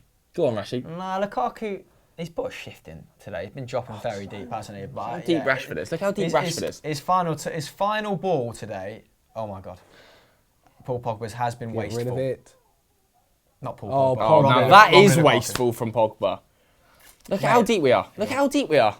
Look at McTominay. McTominay loves the line between the midfield and the... He does. He just... I feel like McTominay's Loves going to that clatter space. someone in a second. No. Why are we so deep? Please get up the pitch. We're on the edge. Our defensive line is on the penalty spot. Ball! What's the ball? Who was that from? Oh, well done. Done, Ashley Young. again. Ashley Young, KDB, I think maybe? if he doesn't go to the World Cup, it's an absolute disgrace. He should be England's starting left back Ball for the World off. Cup. Ashley Young and then... Who would you start at left back for the World Cup? Danny Rose? Maybe someone who's gonna start for England in the next tournament, because What's the clearly this point? tournament isn't going to be our tournament. Oh, What's believe the that. point? Because What's the point? we go on about We're not going to learn anything from 4 games. Germany. Oh, let's watch this corner. We're not going to learn anything We go from on 4 about games. Das Reboot. We go on about Spain and the legacy they've built. Like Ashley Young playing a major tournament in which we have no expectation is not going to change anything. But we're England fans, we always think we can win it. I would probably start. Danny Rose, what, 26? He's got another tournament left in him. No, Luke mate. Shaw. Well, you can't get a sniff. Ashley Young has to start a left back for us. Oh, maybe on form. David. Well done. Well done. But still, it's very uninspiring. It is uninspiring, yeah, 100%, but he's actually not put his foot wrong that many times, other than today when he nearly put it through Aguero's leg. Other than when he would have completely thrown the game. Yeah, that would have been an outrageous... Well, it was an outrageous tackle. It was definitely a red card. Do you guys think it was a red card at home? Let us know in the comments below, I guess. Is Mikel Arteta's hair made of Lego? Let us know in the comments below. That's a more important position. Should we get one more question? Because it's the 88th minute. I don't know how much time. What are we doing at the end? How much time we got at the end? 10 minutes, the producer says we'll play the afterwards. Stat Wars promo there as well, because Stat Wars season 2, the champions came out today as well in Eurofootball Daily. No music on it, but ignore that. That's, tweet at George Wright, because he forgot to unmute the track. But yeah, let's get the last sold him down few the river. questions on. Oh no, KDB. No, Yes, no. Christopher. Go wide, go wide. Yes, Smallsy. He's clattered him. Smallsy's turned it on, No, he's back up. Oh my God! God! Mental. I can't believe it. This is the best save. That's it. That could be De Gea's best ever save. What a Let me save! just take my glasses off. That was filth. That could be De Gea's greatest Oh my ever God. save. I've never seen a save Oh, like it. that should be rated. Oh, that was disgusting. Honestly, if you're under the age of 18, turn off now, because this is disgraceful. my. Full frontal save. I thought that was it. Oh wow, I can't believe it. I actually cannot believe he's kept that out. That's a goal kick. That's a goal kick. Oh, who else really wanted that to go in? Oh, you know what's going to happen Yeah. now? Even after that save, it's definitely going to be a City goal coming in, and it's going to be Vincent Kompany, and he's going to For the wheel it. celebration again. Bicycle kick. That's a terrible.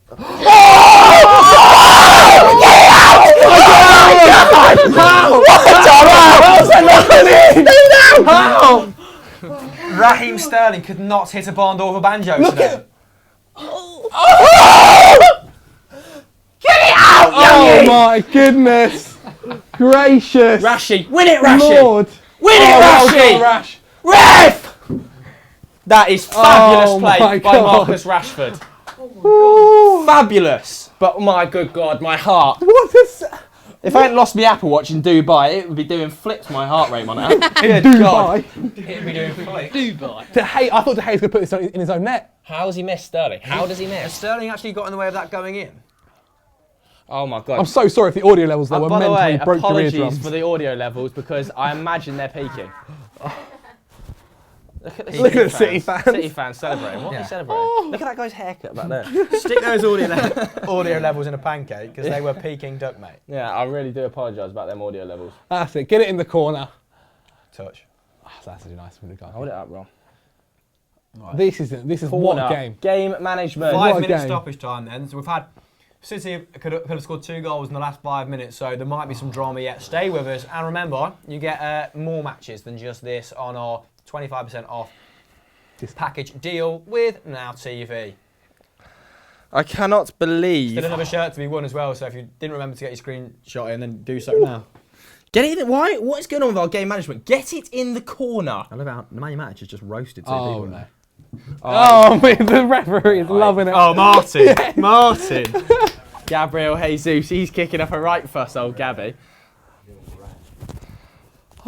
Remember the microphones the can microphones pick can you up, pick guys. you. And Little Rat definitely went out for the massive there, Oh, Vincent. Oh, this is absolutely fantastic. Look, Vincent Look Kompany's how he lost his changed. head. Look how he Gabby changed. Remember at Jesus has half-time. lost his head.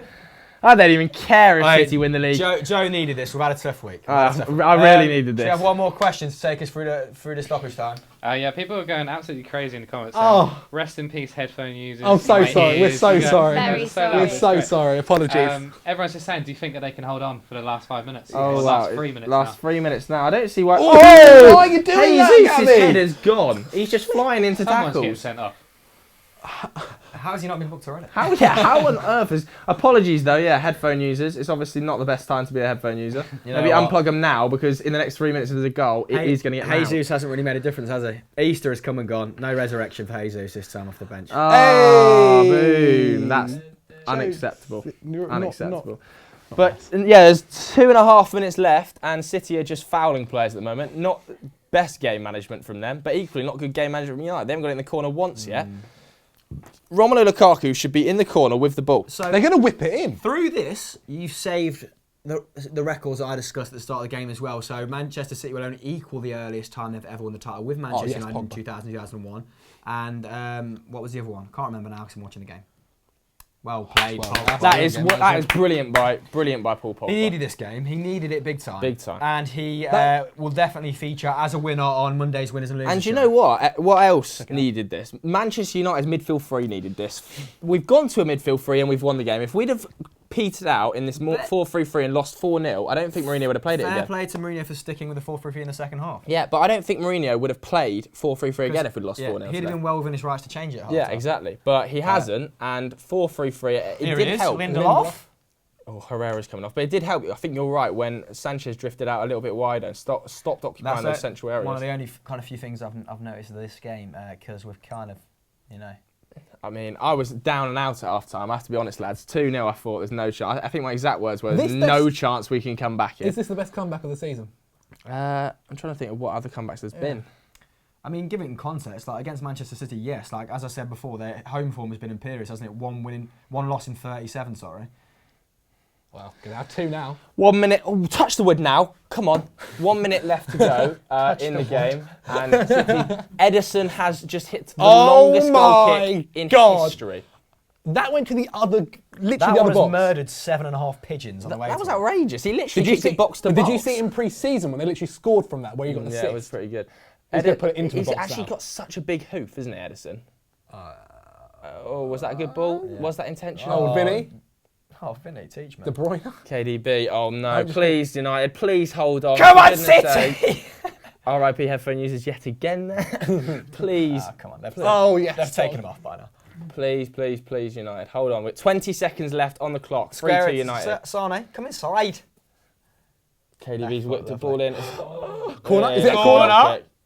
Yes, goal kick. Fantastic scenes. There it is. Game That's over. going to be Game full over. time. 3-2. Vincent Kompany's crying. Fantastic. You've not even made a dent in the Swiss rolls. I don't care. That's I can't even speak. I'm so delighted by this. 3-2, Surprised. game over. Yes, City going to win the league, but I don't even care. It's not happened at the Etihad against us, has it? They might not even do it in the next one. They're against Spurs. Yeah, they've got Liverpool and Spurs. Tough run of fixtures for them, to be fair. But let's just hope Liverpool pump them at the Etihad, and then it's really down and out for Guardiola. They're only going to win the league by 15 points, but I don't care. Is he calling it? You're pathetic. I am quite rightly pathetic, though. Look at Mourinho. Mate, He might, if he I wanted United to win. This is fantastic. there isn't could be it? another changing room incident after I hope we fully celebrate in the changing With rooms so and much noise. we have another massive brawl. No, I don't know if he did want United to. I don't know. Get it It's down been into a that good game corner. of football. Yeah, Great game of football. Brilliant game of I think football. that's what it was. I wanted it to be competitive, and that, Big thanks to Now TV as well for hooking us up in HD. It looks fantastic. Hopefully you all managed to get your pass. not that we'd be watching this illegally if we were at home. So. Oh, wow. Come on. It's the 96th minute, Martin. It's just in the air. It's absolutely Oh. No. Has he just Get rid of it. To Sane? Get rid of it. Martin. Oh, well done. Yes! Fair play. Fantastic. Oh, look. Amicable. Oi. The first time Pep Guardiola and Mourinho have been amicable after a game, like. There are two United it fans wouldn't that you have can't see. happened. They're Oh, mental. They're City kicking. rolled you over, that's for sure. City are kicking right off. Here. Oh, goodness. Gundogan looks disappointed, doesn't he? That's a bit of a shame, Ilky. If you hadn't missed that sitter of a header in the first half, you might have won. Well, Raheem Sterling. Yeah, Raheem Sterling. Raheem's Three done it, chances. yeah. Not his best day at the office, Raheem Spoke about him Sterling. beforehand as being very useful in that false number 9 position, and he got into some very good positions, to be fair to him, but his finishing out. So, should we quickly give a man of the match out each? Who do you think? Oh, God. I'm giving Paul Pogba. Yeah, I think Paul Pogba in the second half. Arguably Sanchez as well. Sanchez has came off after what, 74, 75? Yes, Paul Pogba. Yeah, I think Paul Pogba. He actually started to control the game a lot better in the second half. I'm just delighted that they haven't beaten us at the Etihad to win the league. That's just fantastic. Look, they Who else? you could have come here. Oh, look, Guardiola. Here he is just saying... Guardiola basically having a word with Paul Pogba, just saying, yeah, I was lying in that press conference, mate. Oh, they're still talking. They're still talking. But you can still come if you want. Yeah, you can still come if you want. I'll see you next season. Pogba's absolutely delighted. That's why he's got that blue streak. Hey, second loss in 37 games. Let's have put a bit of perspective on it. Yeah. Second loss on the bounce. Wow. Yeah, but not at home. No. Well, where was the first leg was at Anfield. Wasn't it? Because of the whole bus thing. Yeah. Well done, Manchester United. Still time to get your screenshots in for said shirts behind us, because we're going to pick that winner in about 2 minutes. Should we roll the Stat Wars, VT? Perfect, because I think Joe needs to cool off. Fan me. Get ready for another episode of Stat Wars. The champions! Season 2. A spaceship, football, and a quiz. There is only one place that combines all three. Only one place that provides mediocre entertainment.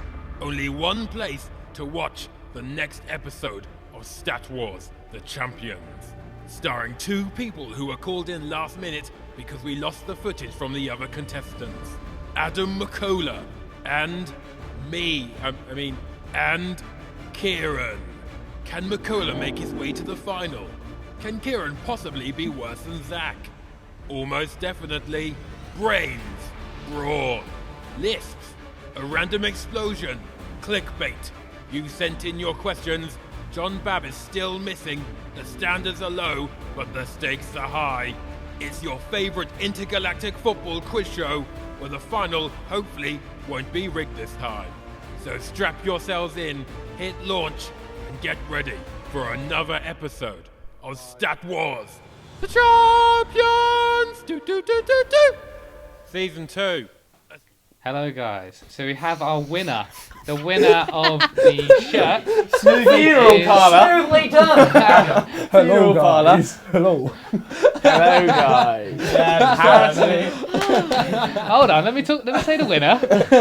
This is a big deal, This guys. is a massive deal. They Go on, get a shirt. Harrison Greenwood is our winner, so thank you very much Well for sending done. in your screenshot. What do you want, the City or the United shirt? City shirt. Whichever one a Liverpool fan doesn't want. So. Yeah, We'll very see. true. All right, so that is the end of Fan Hour for today. Thanks very much for tuning in. Thanks to everybody for taking part. Delighted Manchester United got the win. Big thanks to Now TV as well for helping us do this. If you want, you can still get your Now TV Sky Sports Day Pass. We've got you 25% off, £5.99. The link is in the description below. Go and get it, because there's still football to come this weekend. It gives you access to the Arsenal game tomorrow as well. Well worth it. Atletico Madrid versus Real Madrid as well. Ooh, A big one what a over tie. That's in La Liga. That is a sexy tie, isn't it? Also, should we do this more moving forward? Obviously, our first time round. We're thinking about doing it again in the next couple of weeks towards the tail end of the season. So if you like it, let us know on Twitter. Yeah, and any changes you'd make, or anything we should do differently or better, let us know in the comments as well. Thanks so much for watching, guys. We'll catch you next time. Goodbye. Down the path. Bye.